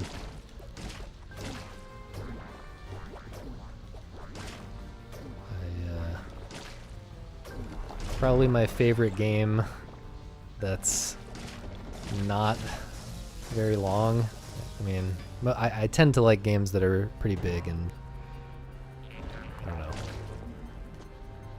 I don't want to say deeper than Braid because Braid is, I mean, it explores what it's trying to explore really well. But, you know, compared to The Witness, for instance, or like Outer Wilds, it's a relatively small game. Like Rain World or Cinco Paus. It's a relatively small game. Probably my favorite game that's around that size. I don't really know where it's safe to jump here. I tried to go too far, no.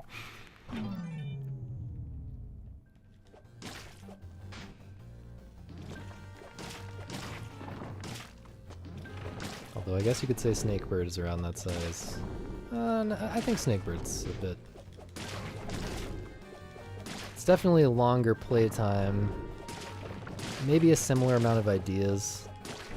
Just because it's so much harder, it takes longer. But yeah, Snakebird feels bigger to me just because it's more tightly connected mechanically. I guess. It's not like separate worlds that behave completely differently. It's like the same movement system throughout, and they still manage to get a ton of puzzles out of it.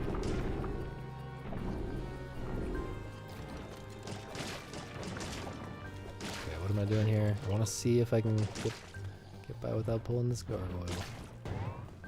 Screw the gargoyles, man. Move! Okay. I think we're good. I think we're in the clear. I also think I might get armor from this chest, maybe?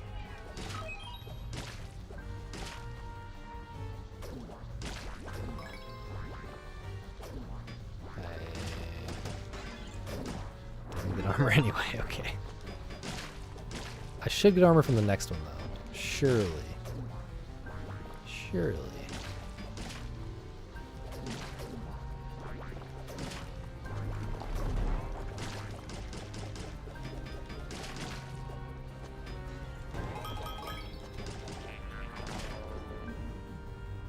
This is a bit sketchy getting this.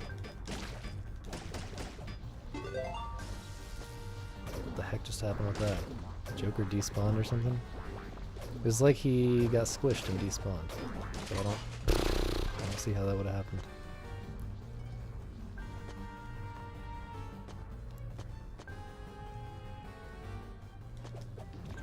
So, one thing I don't like about this is it encourages you to just wait. You can just wait for all those bats to drop down and not have to deal with jumping across and hitting them at the same time. I can't remember if this is the spot where a gargoyle spawns. I think a gargoyle might spawn if I hit that, if I break that torch above me. Or put out that fire above me.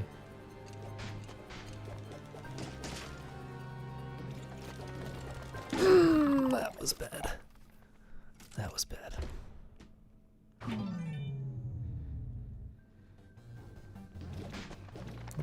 Let's do a better job about the chests so that I have a chance of getting gold armor. I need to remember where the second chest is. I'm pretty sure I got it just a minute ago, but I can't remember. That's the first one, I'm pretty sure. Jump up. Okay.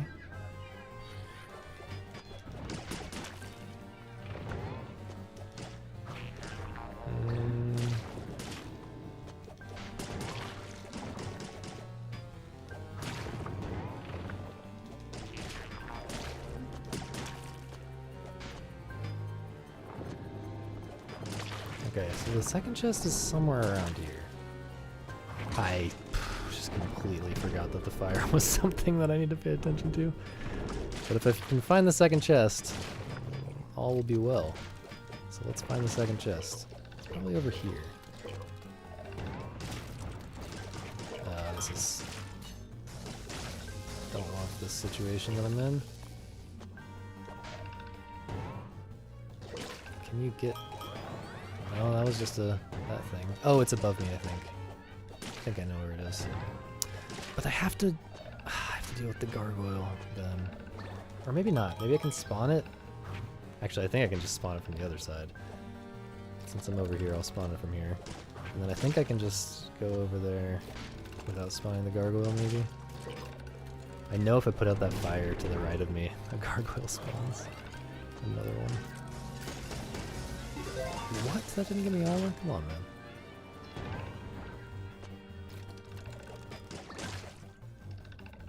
Does this Joker despawn or what?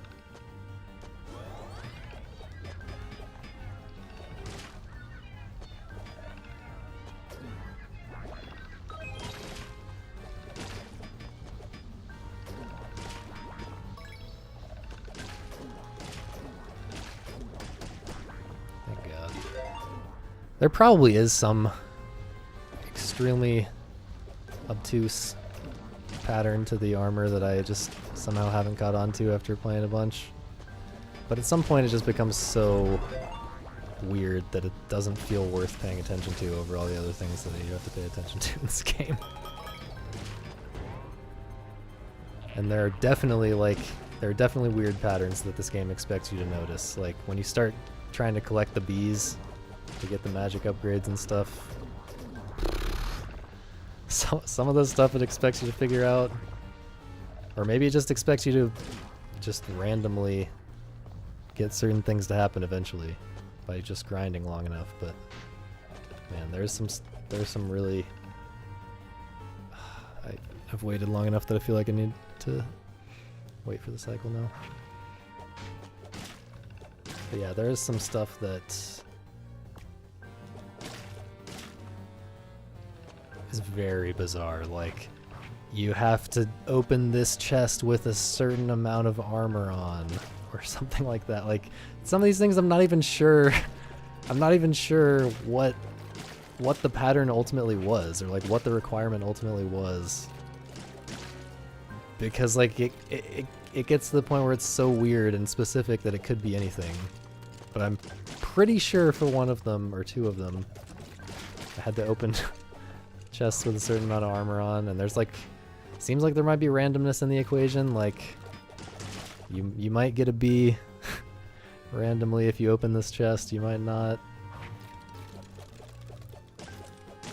I don't know, there's just so much stuff like that and it sucks.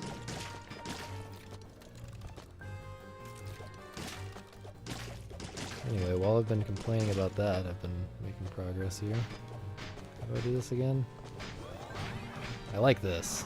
It's very unique little setup you have to do there. Alright, now here's the worst part of the game. Although at this point I've done it enough times that I probably have it down and won't have to... Well, I've already messed up the fast strat. But this auto-scroller is just painful.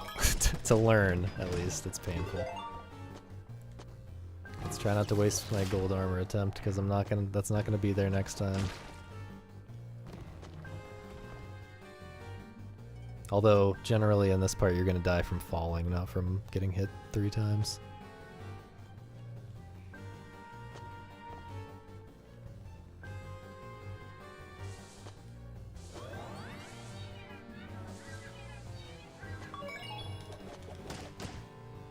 I really shouldn't have hit that in case it was a weapon. It would have been bad if I had to jump over that.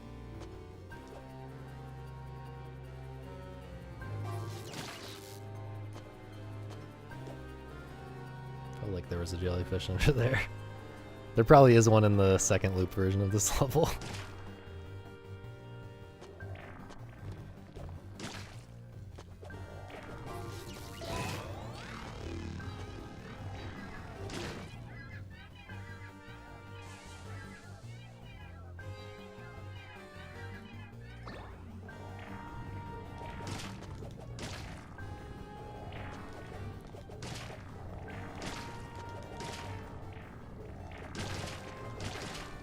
I think there's a way to spawn a Joker here. I'm actually surprised I haven't done it. Or not a Joker, just a regular wizard thing. Oh, there was also a way to spawn a chest, but I guess I don't need that anyway.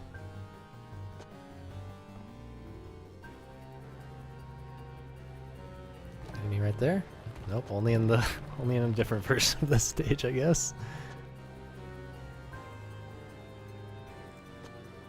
It is a bit odd having multiple variants. Like a lot of variants actually. Some slightly different, some very different of the same kind of base stages. Can get a bit confusing. Ideally you'd have totally different stages so it doesn't get mixed up in people's heads, but it's easy to say that when I'm not the one who would have to make all the art for a completely new stage. It's not like it's a huge issue or anything. Why am I shooting random stuff? I do not want to spawn any chests or anything. Ah! I gotta get over here. I do not want that. Alright. This part really sucks.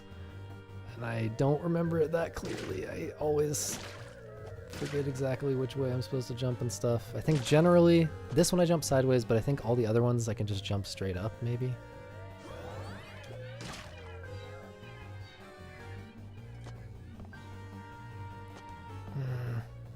That one I jump sideways. We made it, bros. Dude, the first time I got here, I was standing, okay, I almost just died because I forgot that that is a thing, and now I have this weapon that I don't want, but it's okay, the boss gives you weapons. Anyway, I opened that chest, and there was a wizard, and he knocked me off. Oh no. I think this is slightly better than the hammer, but really I'm probably just not going to beat this boss until I get a better weapon. Oh, this is actually good while I have the armor, but I'm not going to have the armor for long. I don't really remember this boss, so...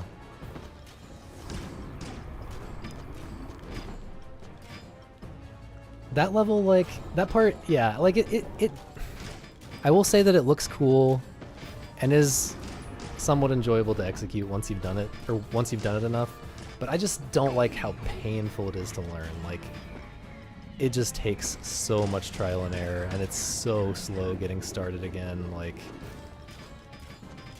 That just really bugs me, and it's really not fun doing it over and over again. And then just getting slightly farther, and then instantly dying to learning the next part. I don't remember what this attack is, bro. Make it curve downward and then go up here. This is about to own me, isn't it? No? Hello? Where even is he? Okay, he just did a swoop thing.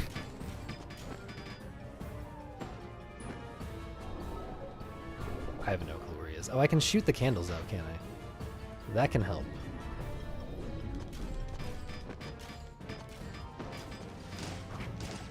I feel like he can die right now. Well, went for the kill. Was a bad idea. Now I'm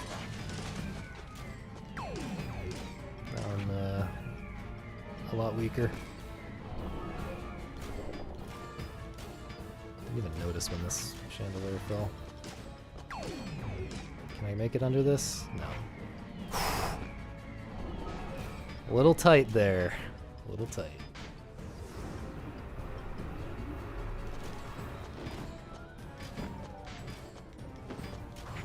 Gotta make sure I don't get hit by the candle when it respawns. I'm pretty sure it does damage to you. Can I get this candle out, please? Oh, I killed him. Wow, killed him with possibly my least favorite weapon. I don't know, the hammer is definitely worse.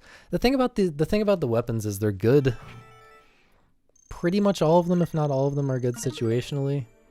It's just you want the daggers because they're good in every situation. Really sucks to be stuck in a situation that does not favor the weapon you have. Now this is where the game really starts. Oh, this is the perfect example of a bad situation. So the gimmick to this level is these eyes in the background, and I guess some in the foreground like this. If you shoot one already, I just need to get to the chest. Oh wait, there's a chest right here. Or no. If you shoot one, it spawns a bunch of enemies. Which, makes it very easy. This gimmick makes it very easy to get caught in a loop of spawning more and more enemies. Because you're just panic shooting all the stuff that just spawned. And then, of course, you end up spawning more. What? But yeah, this weapon, the fact that it shoots two things at once makes this basically impossible. So I think I need to hope for a better weapon drop here.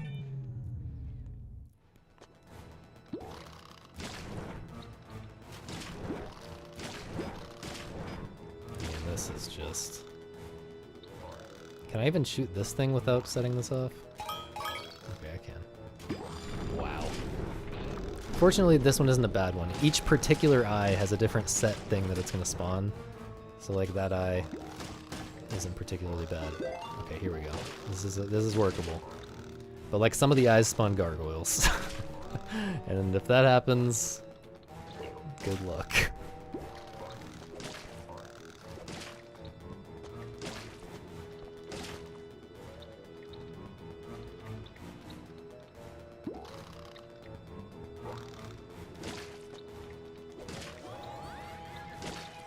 Ooh.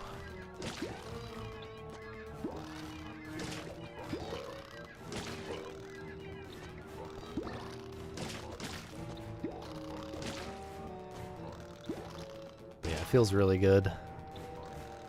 Once you're used to this gimmick, it feels really good.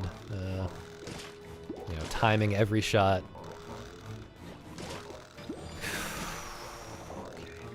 Feels really good timing every shot. It's kind of it's just a clever way to make you play very differently. Did I really just do that again?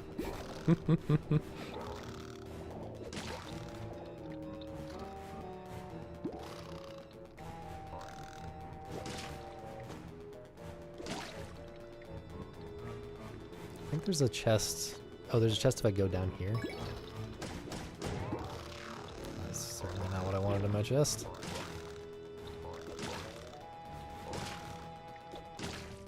These enemies are being very obnoxious right now. Not sure what the best route is on this version of the level. I remember fighting this guy a lot, so this is probably right. So this is probably correct so far. I think probably all the way up is what I was doing.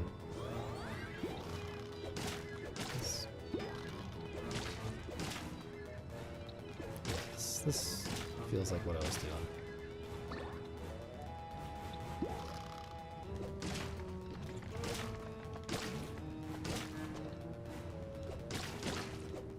Thought that might have been in range of the eye. I don't want to shoot any of these guys when that eye is in the way, because that spawns a gargoyle, I'm pretty sure.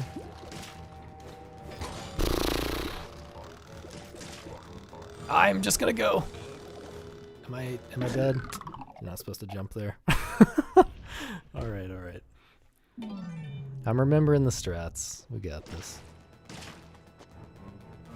Maybe I'll get another chance to get a dagger back here.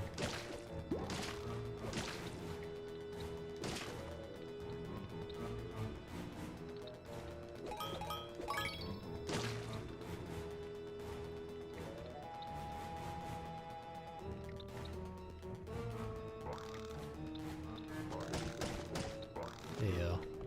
Come on, bro. Bit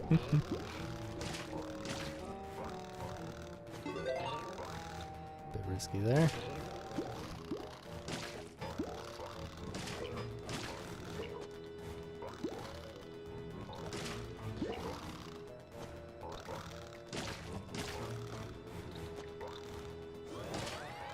It was also risky. If he had jumped when I was approaching him, I would have hit the eye.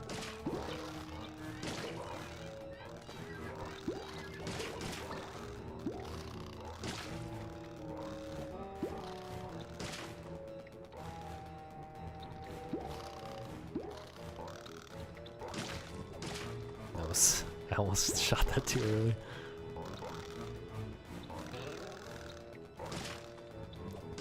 I had a feeling that was going to be bad. I wasn't sure. We can salvage this. This is fine.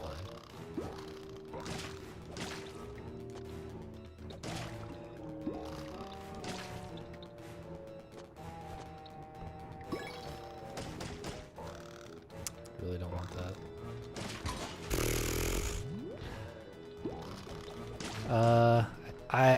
It's death. Oh, I actually could have reacted there and saved myself. You can't... It's important to not walk to the right up there. I mean, if you count your shots, it's fine, but I don't actually know how many shots it takes to kill that guy. If you don't count your shots and you're just spamming daggers and you let the screen scroll to the right, then there's an eye on screen and it will spawn a gargoyle.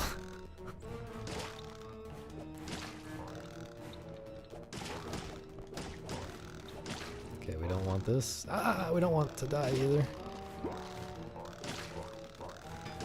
Okay. This is fine.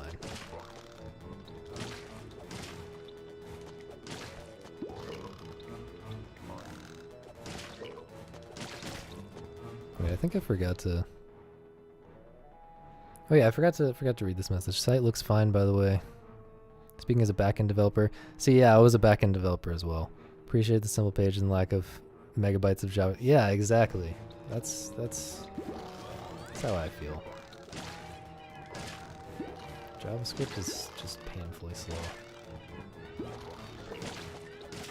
Oh no, that just felt very unfortunate. I didn't really feel like I did anything wrong there.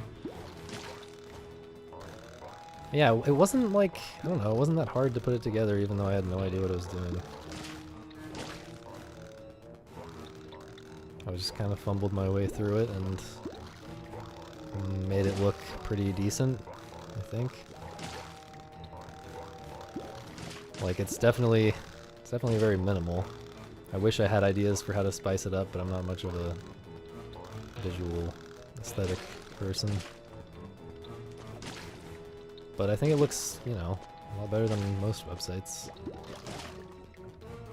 And I put not that much effort into it, and it loads very fast, despite having a bunch of videos on the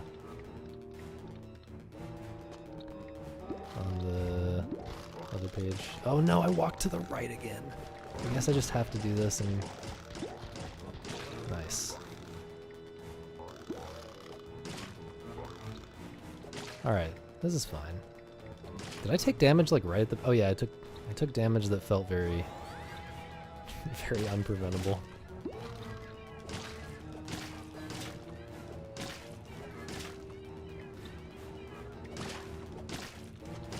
That felt very risky.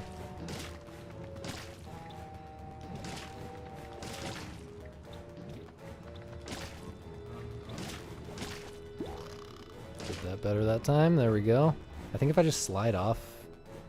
I think there's a chest there if you do that right. Maybe maybe I need to jump, but just earlier than I did it before. I think it's placed so that if you jump, but from the lower level, the middle level,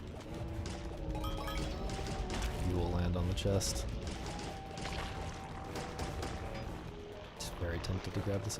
Oh, very tempted to grab the armor right now, but I need to wait for a cycle, I think. I love this boss. I love that they included him even though he's in Ghouls and Ghosts, because it's one of the best parts of Ghouls and Ghosts.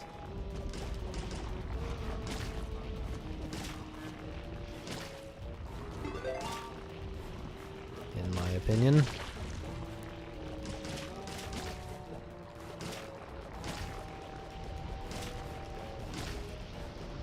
Also, I was expecting a lot more copied from earlier entries in the series, since it's called Resurrection and all that. But apparently Resurrection is just a reference to the new magic system, which includes a spell called Resurrection, which is kind of hilarious, by the way. They included a spell in this game, or I guess it's not really a spell, it's like a passive upgrade that gives you a very small chance to be revived anytime you die. And it's very powerful. Like, you get revived with armor and everything. Not gold armor, but still. It's, you know, twice as much health randomly on an attempt, but it's like a 5% chance. It's always surprising when it happens. I thought about it and I kind of think I like it though. Like, I don't know. Like a lot of things in this game, I'm torn about it. Oh, this might be good armor. Yes, dude. You can't be serious. And I just hesitated on it so long that I got hit. Should be fine at this point though. I should at least get to the boss. But yeah, I'm kind of torn on it. Like, it is a very special feeling when you get that extra chance, that very small random chance at like continuing after epically failing. And then you throw it, which is usually what happens. I really need to not die here. This is such a long checkpoint, dude.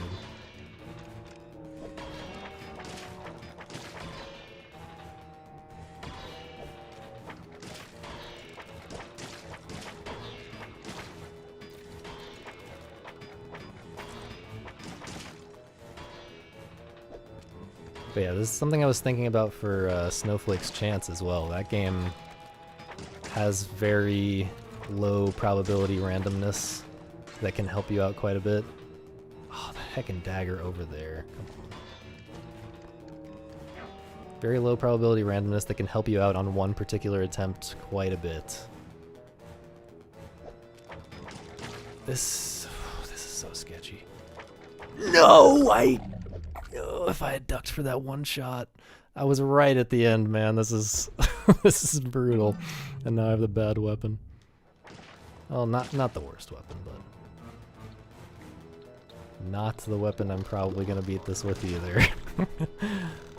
But yeah, Snowflake's Chance has like very rare chance of giving you something for one particular attempt that will make your life a lot easier. But I think I like it more in that game because of the way that game's structured. Like, you have like 100 attempts before you die permanently. So like the extreme randomness kind of evens out over that many attempts, and it kind of feels like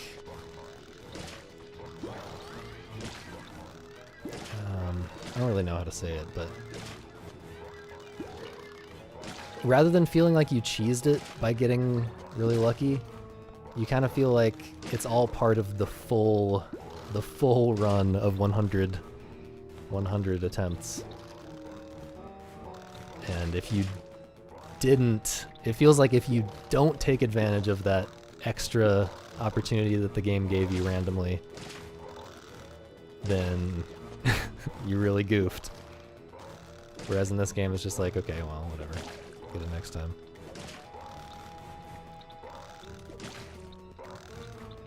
Oh, I forgot to check the chest. I probably should go back and do that. Kill this guy first, though. I might get owned if I go back down, actually. It's worth it.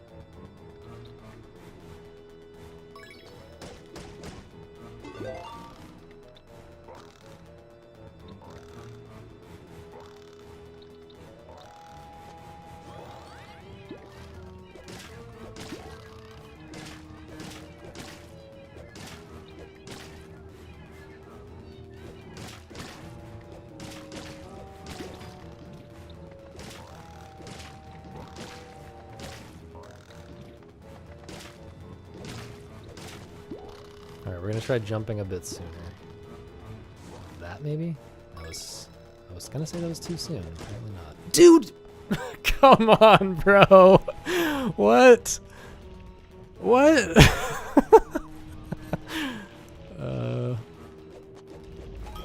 Does this have a good thing in it now? No. That is so stupid.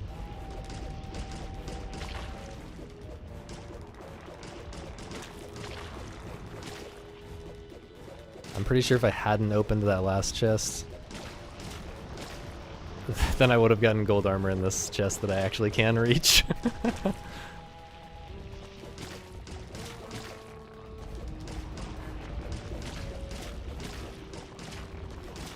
think I can still get gold armor on the next chest. Not really sure. Again, don't really understand the chests.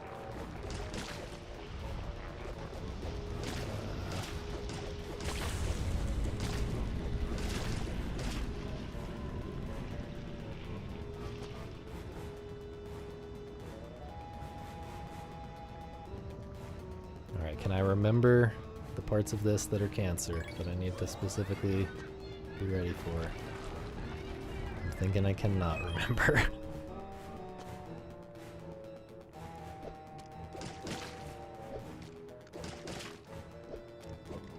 Man, in the other versions of this level, there's like a plant sniping you from the top right now. This is nothing. This is nothing right now.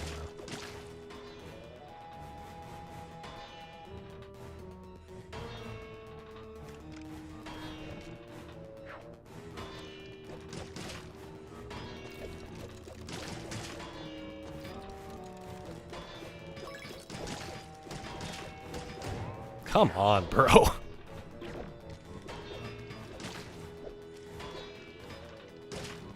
Try to wait. Yes, I had time. Feels good. That was some extreme, some hardcore patient gaming. I think I usually went down here. I don't think that's what I did last time. Or wait, I guess it is. I cannot believe I was facing the wrong way there. That's very sad. Is there a... In a different version of this level, there's definitely a chest spawn here, but it doesn't look like this one. Can I get an opening here? Thank you. I really don't like this. That was a lot. That was a lot of stuff. I'm gonna die, man.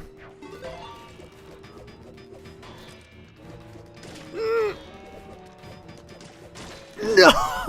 Come on! Come on!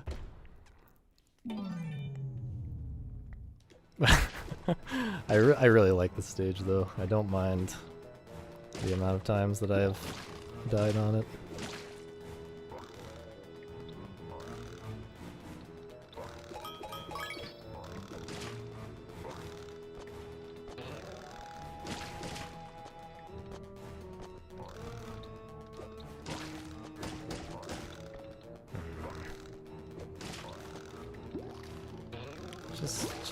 Just give me the daggers, man.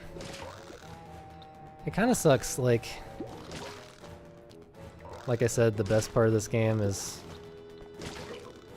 the part that doesn't involve magic, which is mostly the first, you know, when you start a clean save like I just did, you just go through the game for the first time and don't worry about magic and collectibles and stuff. In most ways, that is the best part of the game. However, okay, that keeps happening, so I need to figure out how to avoid that. However, not having multiple weapon slots so that you can always keep a dagger is just painful. Really wish I could just do a first playthrough, but with that one thing. I guess I probably have gotten enough bees collectibles by accident at this point that I might be able to get that upgrade. Did I go too far to the right? I don't think so. We good. What are these spam messages, man? I don't get it.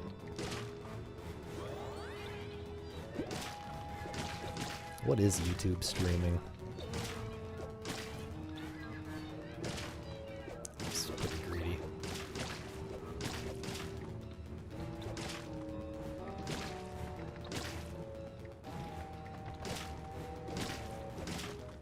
Alright, this has been pretty clean. We're not going for this chest. We learned our lesson. Man, it must be like 1 pixel to the right to the right of that. Because that looked like exactly the same drop as last time, but I guess jumping makes all the difference. Oh yeah.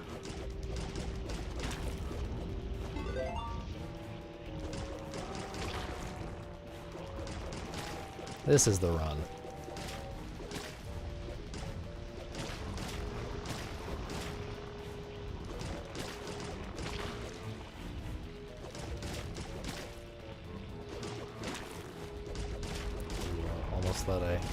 I'm gonna make it over that guy.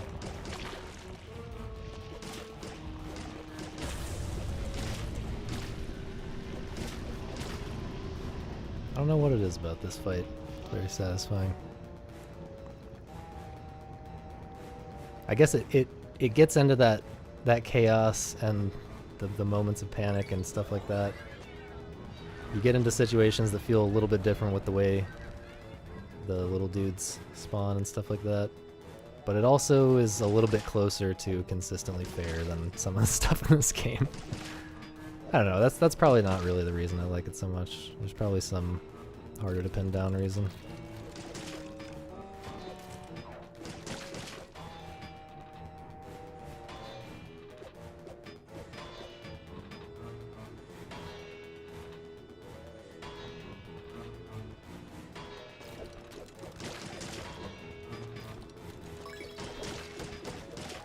The daggers, baby.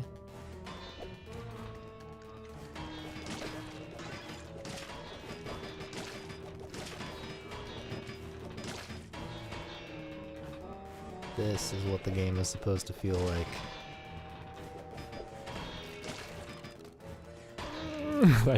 I knew that was risky. I think I'm glad I went for it though.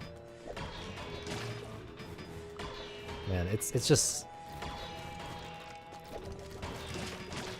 Now that was a play. Okay, if this thing detaches and gets me, I'm gonna be mad.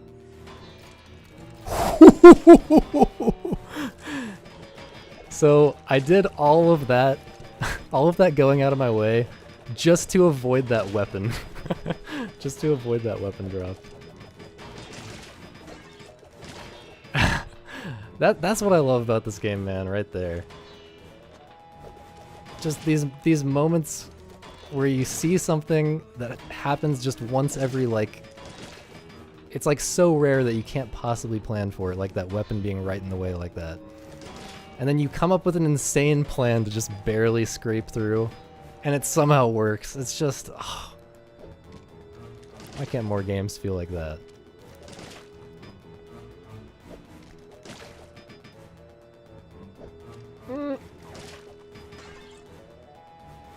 Sweaty. I think I want to be on the left side here. You can like try to jump this gap and then like hit the ceiling. It's so bad, man. I think you have to wait until right at the end like that. I'm not 100% sure about that, but I think you can definitely hit the ceiling very easily and die.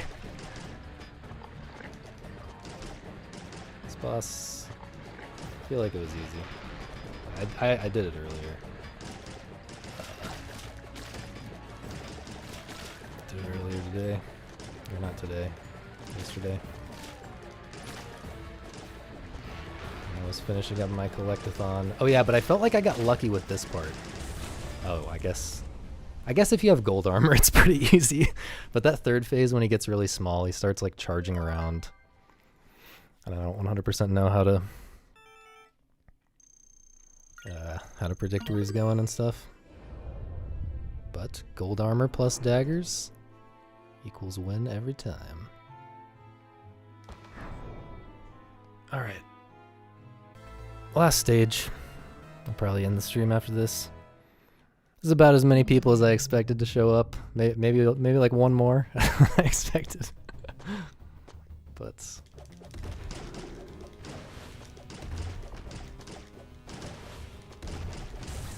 good stuff. Got some good rambling in. Okay, I always want to go back the opposite way. He's jumping toward me like that. It's really hard to pin down the pattern for this guy as well. Is there a chest? No, I think this is the shadow version that has a chest up there. This one has one over here.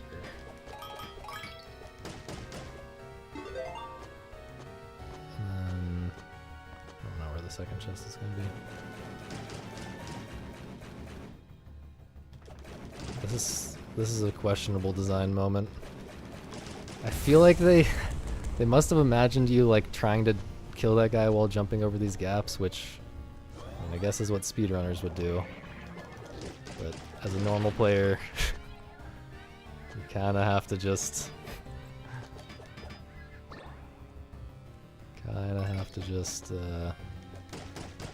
pull back to the safe spot. Think I might stream again? I don't know. I mean, the main reason I wanted to do this is just to just to have a video, have something on the channel that points people to the new spot. But there's a non-zero probability I would stream again in the future, just not any specific plans. I feel like there's a chest. Oh, there's a chest right there, I think. Should I try for it?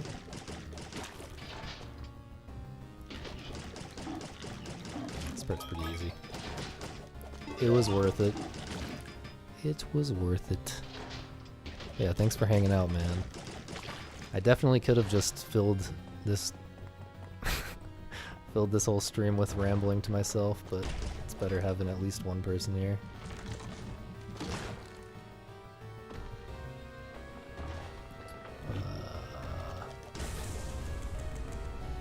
Alright, I don't really remember. I mean, I do remember. Oh yeah, this is the one with these things. This is another perfect example of this game being extremely unintuitive and painful to learn the first time. So,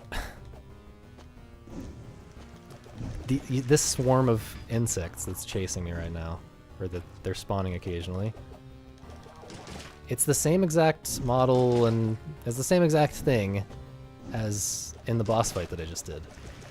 But in that boss fight, you can't kill them. You hit them a few times and then they go away. Or they, like, turn back into the boss. In this, you have to hit them like 10 times to kill them. And especially if you don't have the gold daggers, it's not easy to just, like, kill them in one hit. Like, when you're first doing this, it's not immediately obvious, like, how to set it up to kill them. So I spent several attempts. Okay, I like trying to kill this guy before going up there. It's kind of awkward, though. Oh, that was lucky. Again, easier with the good daggers. But yeah, so you just came from this boss where they're unkillable. And so the natural assumption is, okay, they're going to be unkillable again. I can't believe I didn't get hit there. I felt incredibly lucky. Is this another one? Or is that the same one? Not sure what to do here. Oh no. This is feeling a little bit like certain death right now. Well, at least I killed him. Come on, bro. I'm just gonna go for it. I'm going for it. I'm going for it. The checkpoint's right here. The dragon head's up here. Alright. Okay. Once again, I got interrupted in the middle of a thought and don't know if I actually finished it. Or I don't know if... I don't know where I was in that thought or what I was trying to say. But yeah, it's just... It's like the game is trying to mislead you into thinking that they're unkillable, and you just have to kind of like hit them a little bit and then get out of the way and, you know, just avoid them as you're going up. So I spent so many attempts trying to go up before I realized you can just fucking hit them.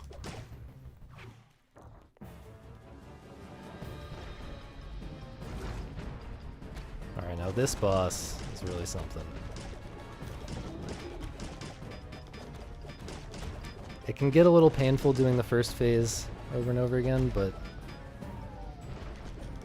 also the last phase, I'm not entirely sure. The last phase of this boss is one of the things that I definitely was thinking about when I wrote that post about fairness and all.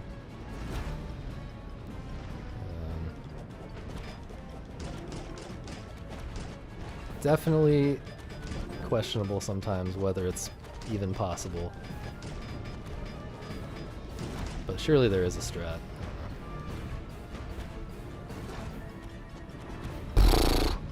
Barely scraped by there.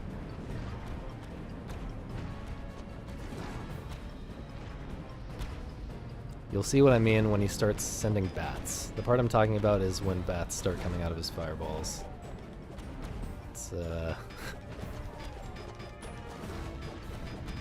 I generally like the art in this game. I mean, by default, I appreciate it because it's just a different style, you know? It has a unique style, which is more than a lot of games can say. But yeah, I like the kind of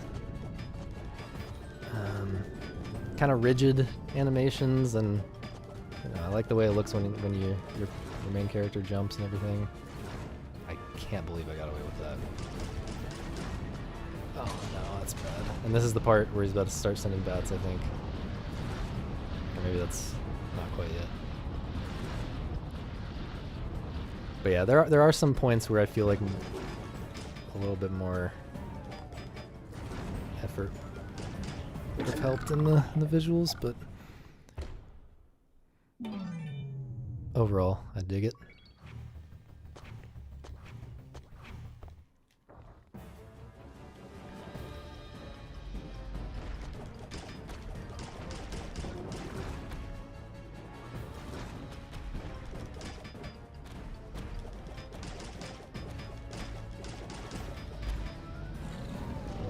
Wish I had gotten here with good daggers first time.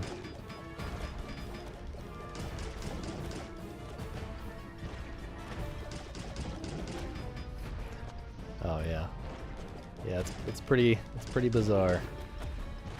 The after this is a more expected final boss, art-wise, but gameplay-wise, it's extremely anticlimactic. Which I feel like is supposed to be a tradition of the series, I guess, to have like a true final boss that's for some reason really easy. I think it's a dumb tradition, but nonetheless.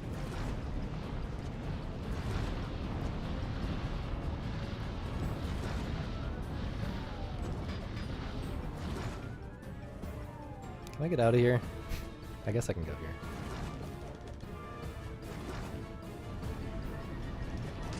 Ooh, into his hand, man. Not having armor when I get to the bats is like already feels like a failure. Get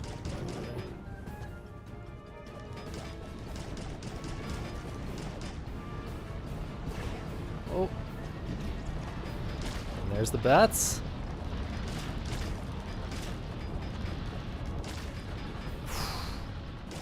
We did it? Okay, let's not... Another one already, that is spectacularly cancerous. Almost, keep at it. See, this is the perfect example. Last boss of the game. If you've gotten to this point, you are good at games. I mean, I guess there are easy difficulties, but the game encourages you pretty hard to not play on the easier difficulties. But,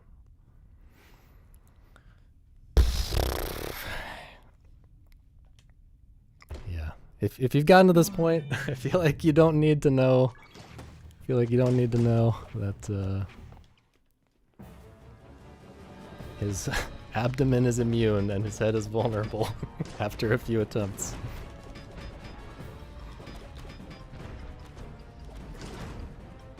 This is just very awkward.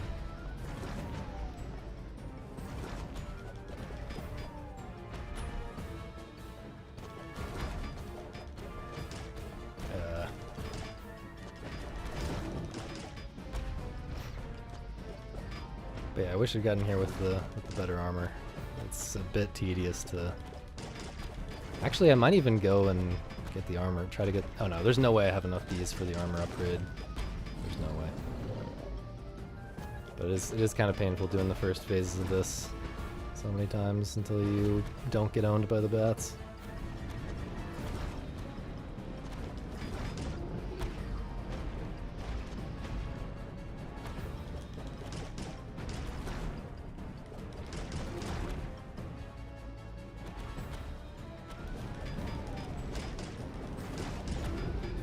Sometimes he slams you down directly onto a fire thing there.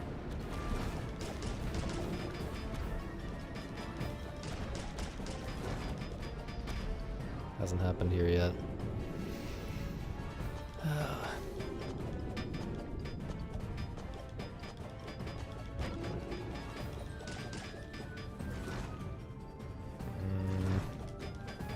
Don't love this.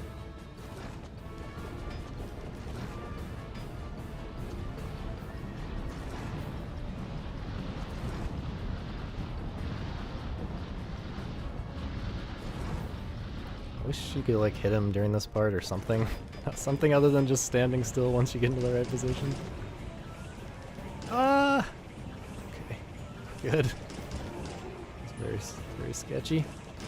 I forgot how fast you can come forward from this far back position.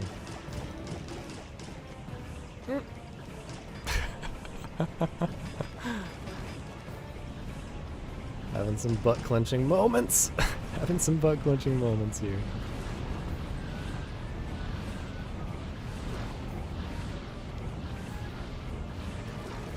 Good. Should be close to the end of this phase, right? That was very scary with that hitbox. Oh, wait, what? I guess I did it fast enough. I guess the pace was good enough that he didn't even get to the bats part. Well, that's lucky. Okay, now look at this free baby mode last boss.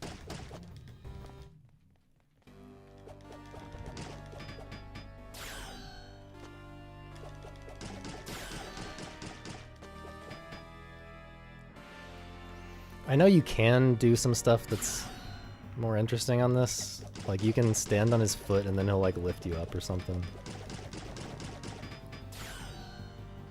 But you can also just very easily spam daggers at his face from down here.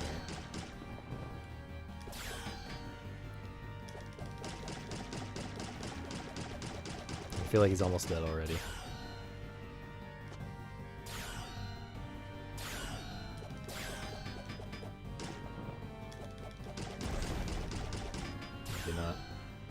Maybe not quite almost dead.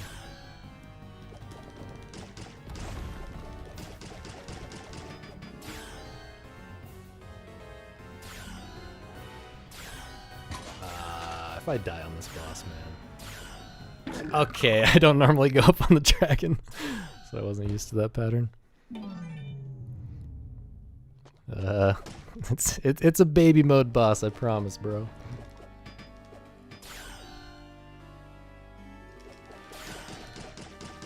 That was just, I was just showing you the dragon. Just demonstrating the dragon pattern. Don't worry about it.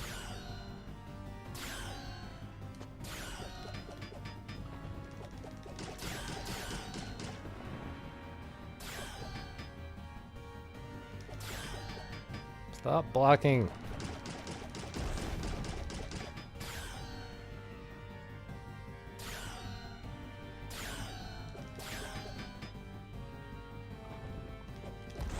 A little close on that stomp.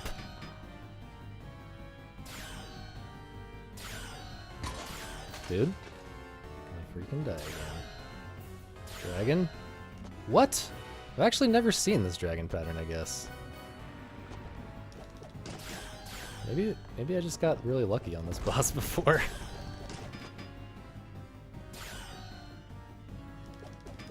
What is this? I guess I've never seen this part of the fight. I spoke too soon. Oh no, I do feel like I've gotten him like one hit from death. Both of those attempts though.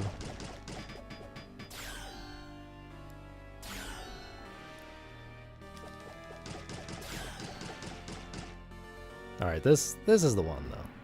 Surely.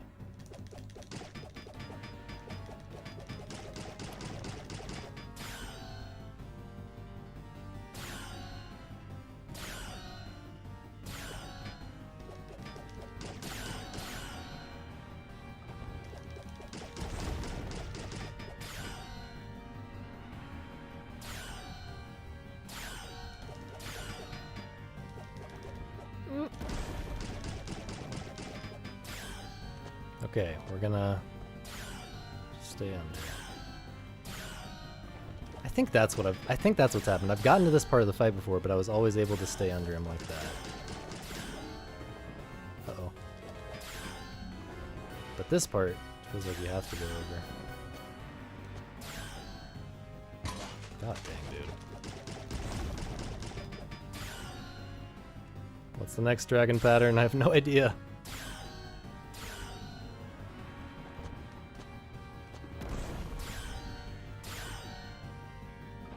This is fine. Please die. How is this fight so much longer and so much more complicated than I remembered? Okay. Alright. Pretty good game. Pretty good. I'll let this play out and then I'll end the stream. Any final questions? Any other games you want to ask me my thoughts on or whatever? Thanks for watching. Congratulations. In the wait, I actually didn't notice if it says congratulations when you beat the New Game Plus thing, like it does in the original Ghosts and Goblins, but it does give you an achievement called congratulations. Spelunky? Yeah, Spelunky's great. I mean, yeah, love it. There's something about the pacing of Spelunky, man. It's like, it's one of the few roguelikes where it basically never feels bad. I mean, it feels bad when you die, obviously, but you're always ready. At least for me, I'm always ready to go into another run. Like World 1 in Spelunky, the Mines or whatever it's called. It's not like, I don't know. I don't really know what it is about it. It's definitely easier, and it's a little bit of like a brain break after you've, got to the deeper parts and died. It's like a little bit more chill, but it's still somehow satisfying to play over and over again.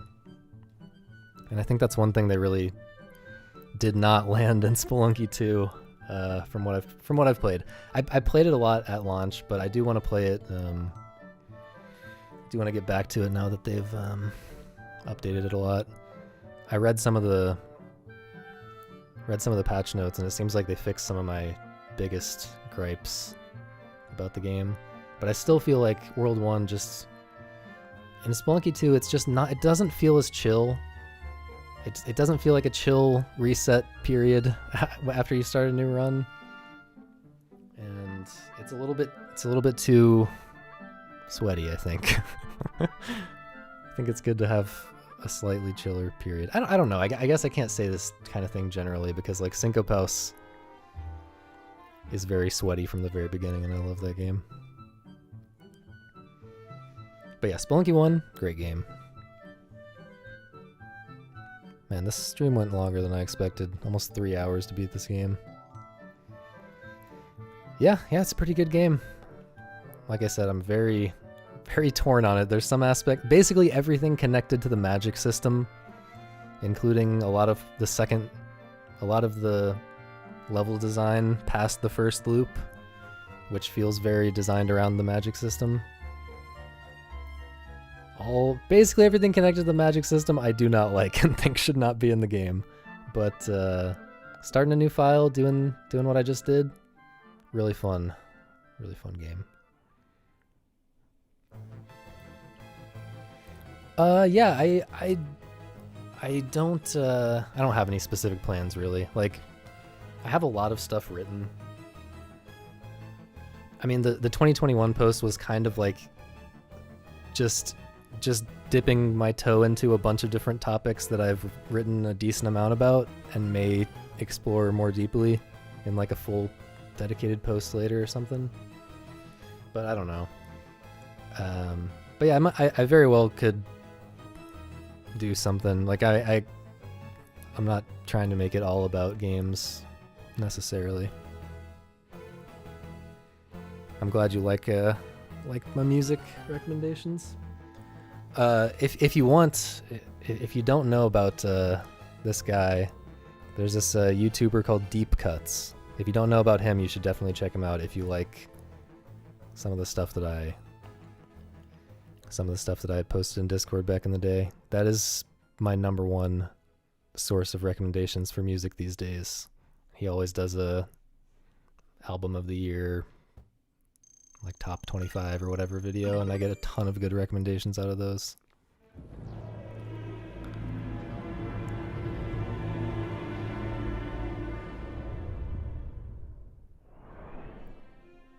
Yeah, it is a good name. It is. All right. Well, that will be it for this stream. Thanks for watching. Thanks for hanging out. I don't know what else to say.